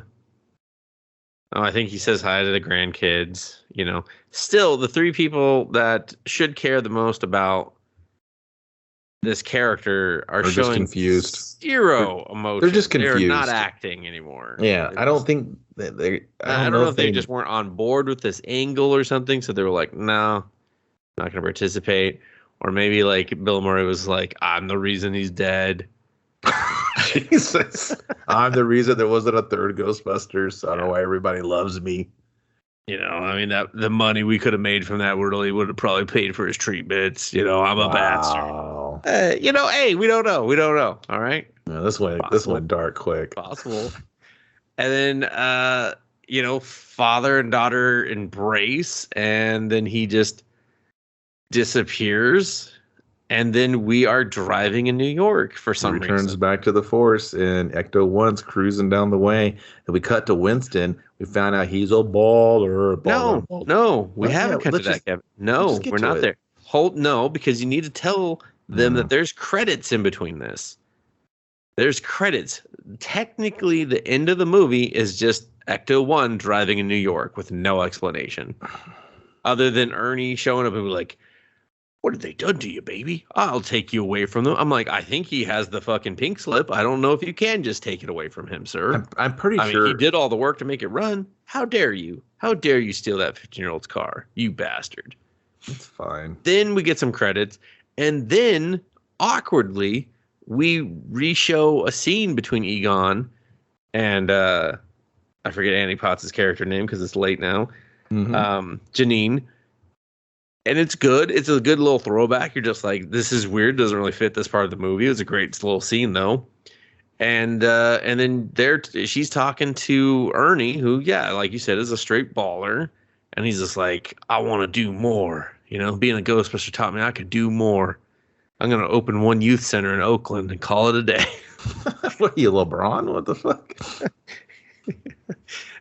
Yeah, I mean, Yeah, he is. and then you're just like, okay, that's it, you know? That's it until the No, you find other out he credits. took care of Ray. He Yeah. you know, kept his mortgage going on his little crazy shop, and Ray that has a throwaway joke to little baby Ray that, you know, because I don't know if you guys know anything about Dan Aykroyd. He's a weirdo with a podcast, and there was kind of a joke about that. And Yeah, he's the one subscriber to podcast. Episode 48 is really where you shine. You fucking got 46, motherfucker. They say it twice. He's like, you really found your voice at 46, and that's what he said too. But anyway, yeah. And so I didn't understand the scene between Ernie and Janine. I felt like, does Janine work for him, or are they just Is he recruiting her? Yeah, are we bringing the band back together with a whole new lineup and no Kiss makeup, and the people will boo?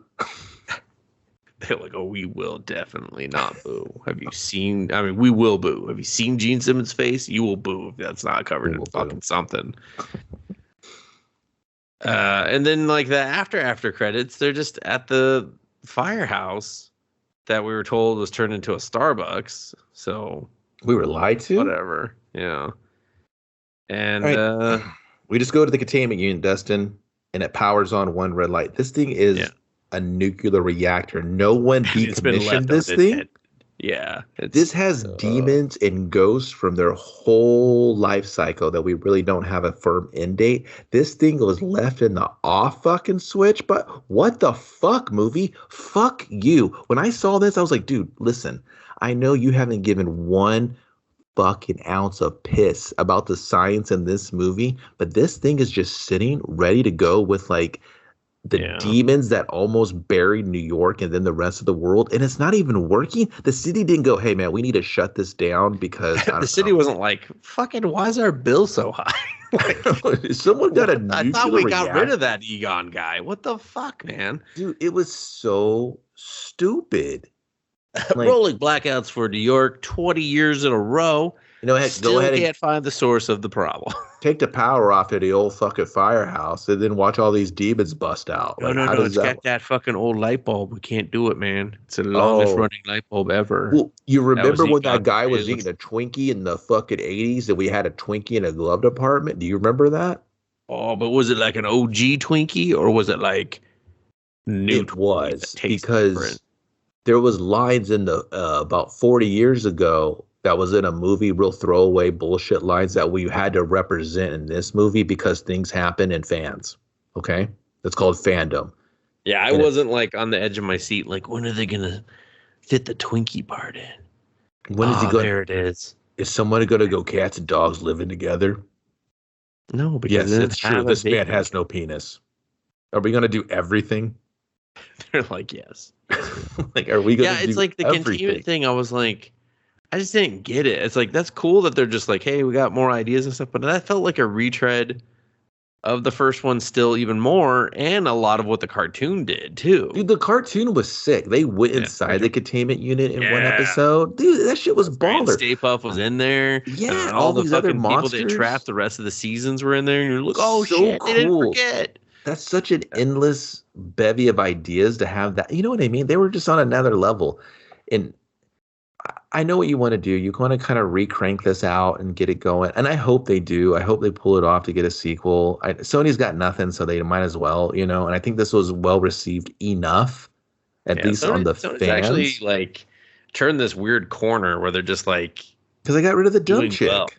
Well, and that, and they're just not doing streaming. So they're just like this. They're like the only major studio that's producing content that's available for all these other people that are desperate for content. So it's making all their shit, even if it's mediocre, fucking very desirable. So it's like they're just taking chances on other things because they're just like, well, the risk reward isn't very high. They'll get they'll get it back when one of these guys want to exactly take they're on just their like, streaming. we can just put this on as many streaming things as we want, and boom, we made our money back. Done. So, yeah, I don't know. I mean, it was okay. I just didn't understand why it was needed. Like, I didn't understand why any of the after credit shit was needed. It's like you just ended with like, you just had one of the most awkward endings. I felt like that was one part I did not like at all, was the ending. Dude, they it would have been great. No one says shit, and he disappears, and the movie's over. We're in New York. I was like, what the fuck? You know, would have been kind of cool. Can we have our characters have closure, please? No, exactly. Right. Oh God, that was a hug as closure.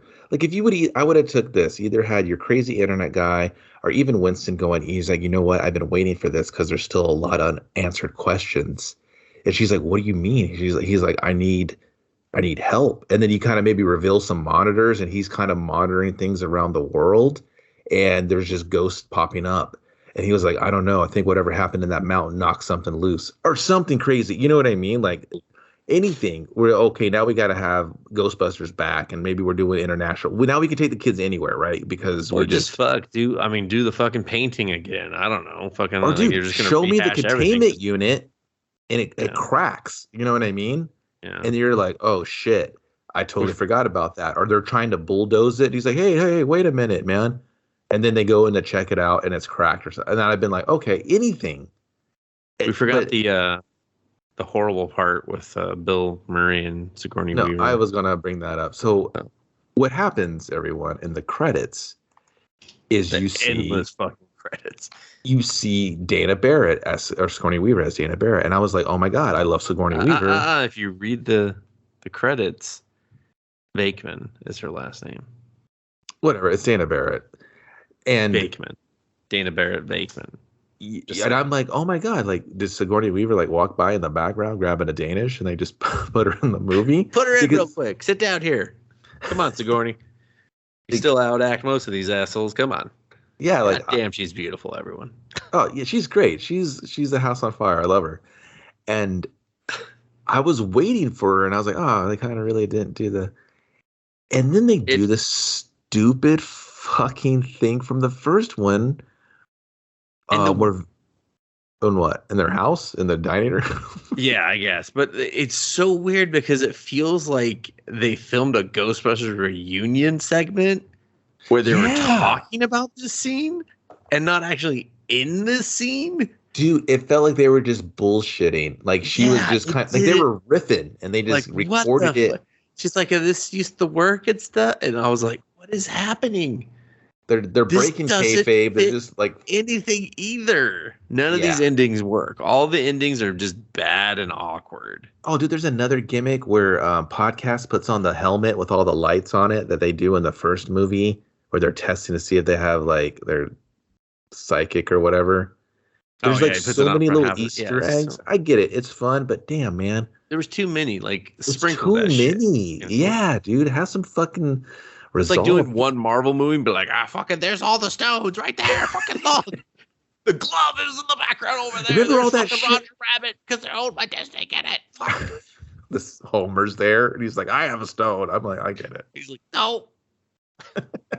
Credits. Remember that when that was enjoyable. Homer teams up with fucking Hawkeye. Dude.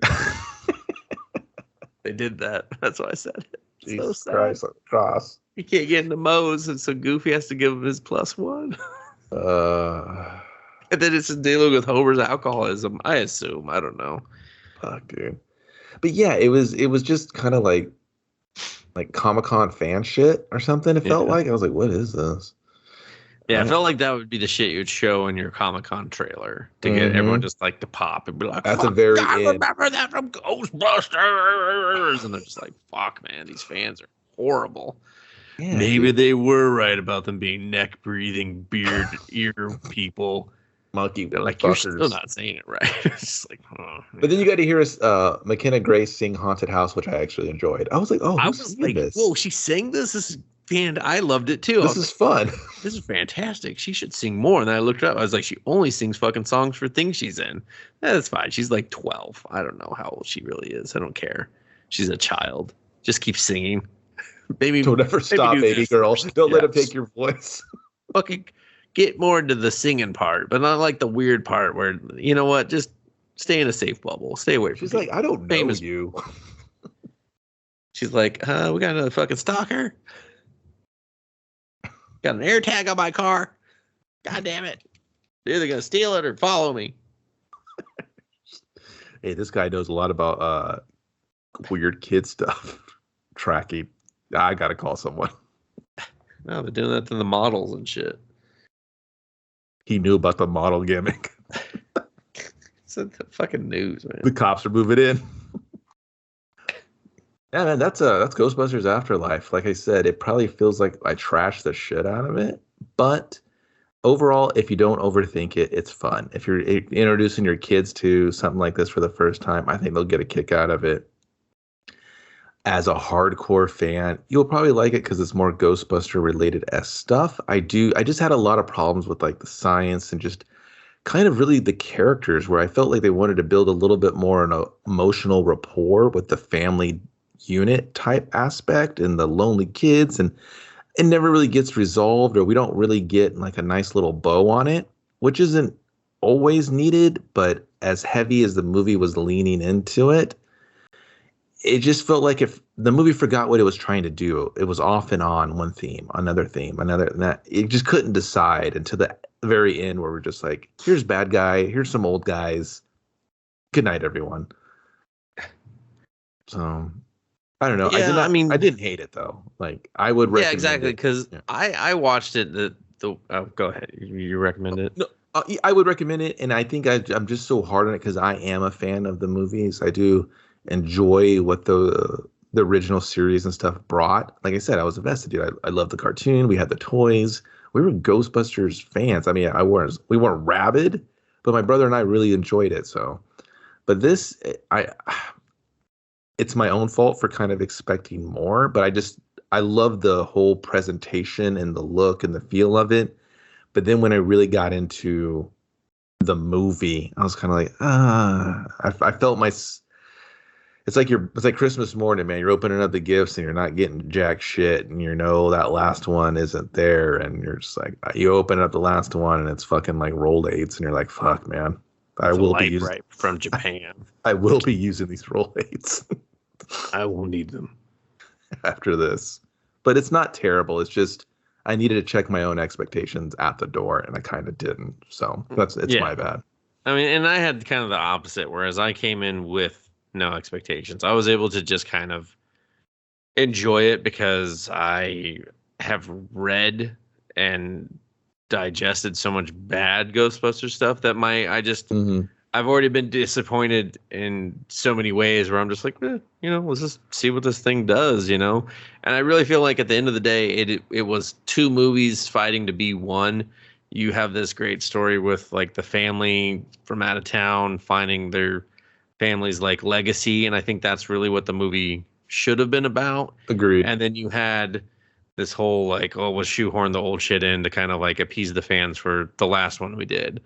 And it's just, that's unfortunate. Like, I get why they had to do it, but that's unfortunate. I feel like the movie ended up being more about, Harold being deceased and this being like the pseudo third movie for them than anything else. And if you'd almost made him the great grandpa character and remove this a little further down the line, it could have just been an interesting like kids being Ghostbusters thing. Because like you said, I grew up with the real Ghostbusters cartoons. I had the fucking toys too. I even watched like the two cartoons they did after the real Ghostbusters, the one that they did like the early 90s and late 90s. And those were good too, because they were like, we're gonna go fucking super dark on this shit. And I was like, fuck yeah, this is not made for kids, it feels like, but I'm loving it.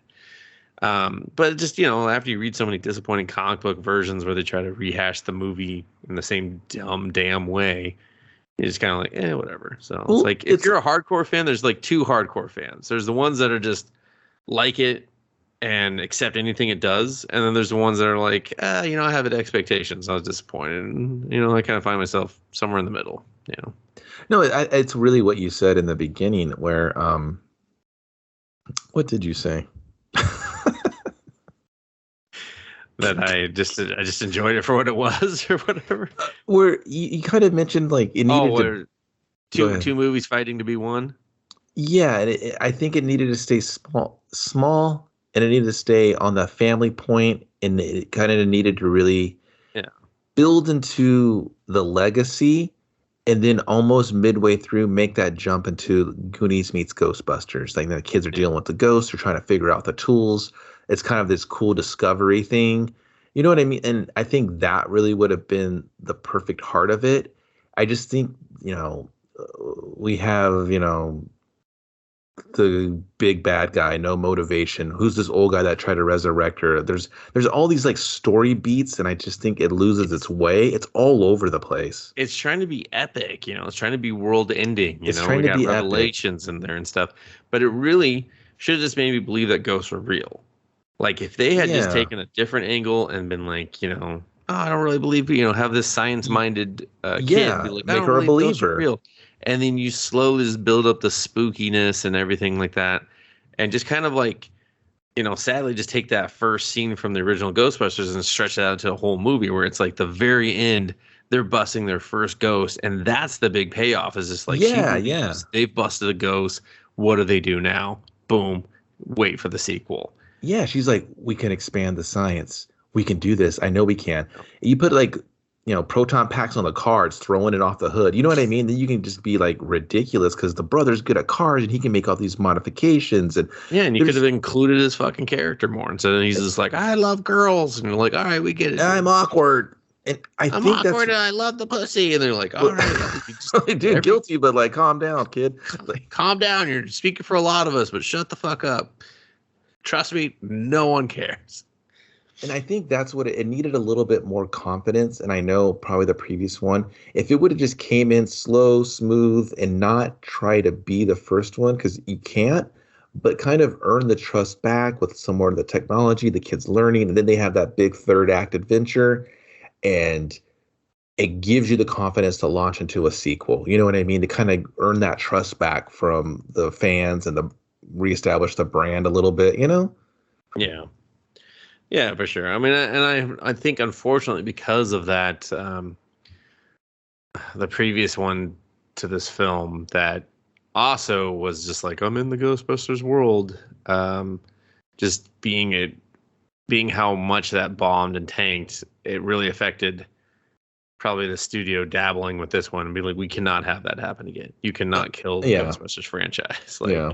Please, not again. not again. But Not yeah, today. that's it, man. That is Ghostbusters Afterlife 2021. That's it. It's Let's Movies. You checked it out. We appreciate it. It's on the YouTube. A week later, you can check out all your podcast providers to get this. But you know that because you're listening to it now. Tell your friends that we said what's up, and we will see you on the next one. Dustin? Who are you gonna call? Ghostbusters? Yeah, you were fucking supposed to say it. If I have to say it, that defeats the point. Oh, that's true. It's fine. It's fine. Let's just bust on out of here.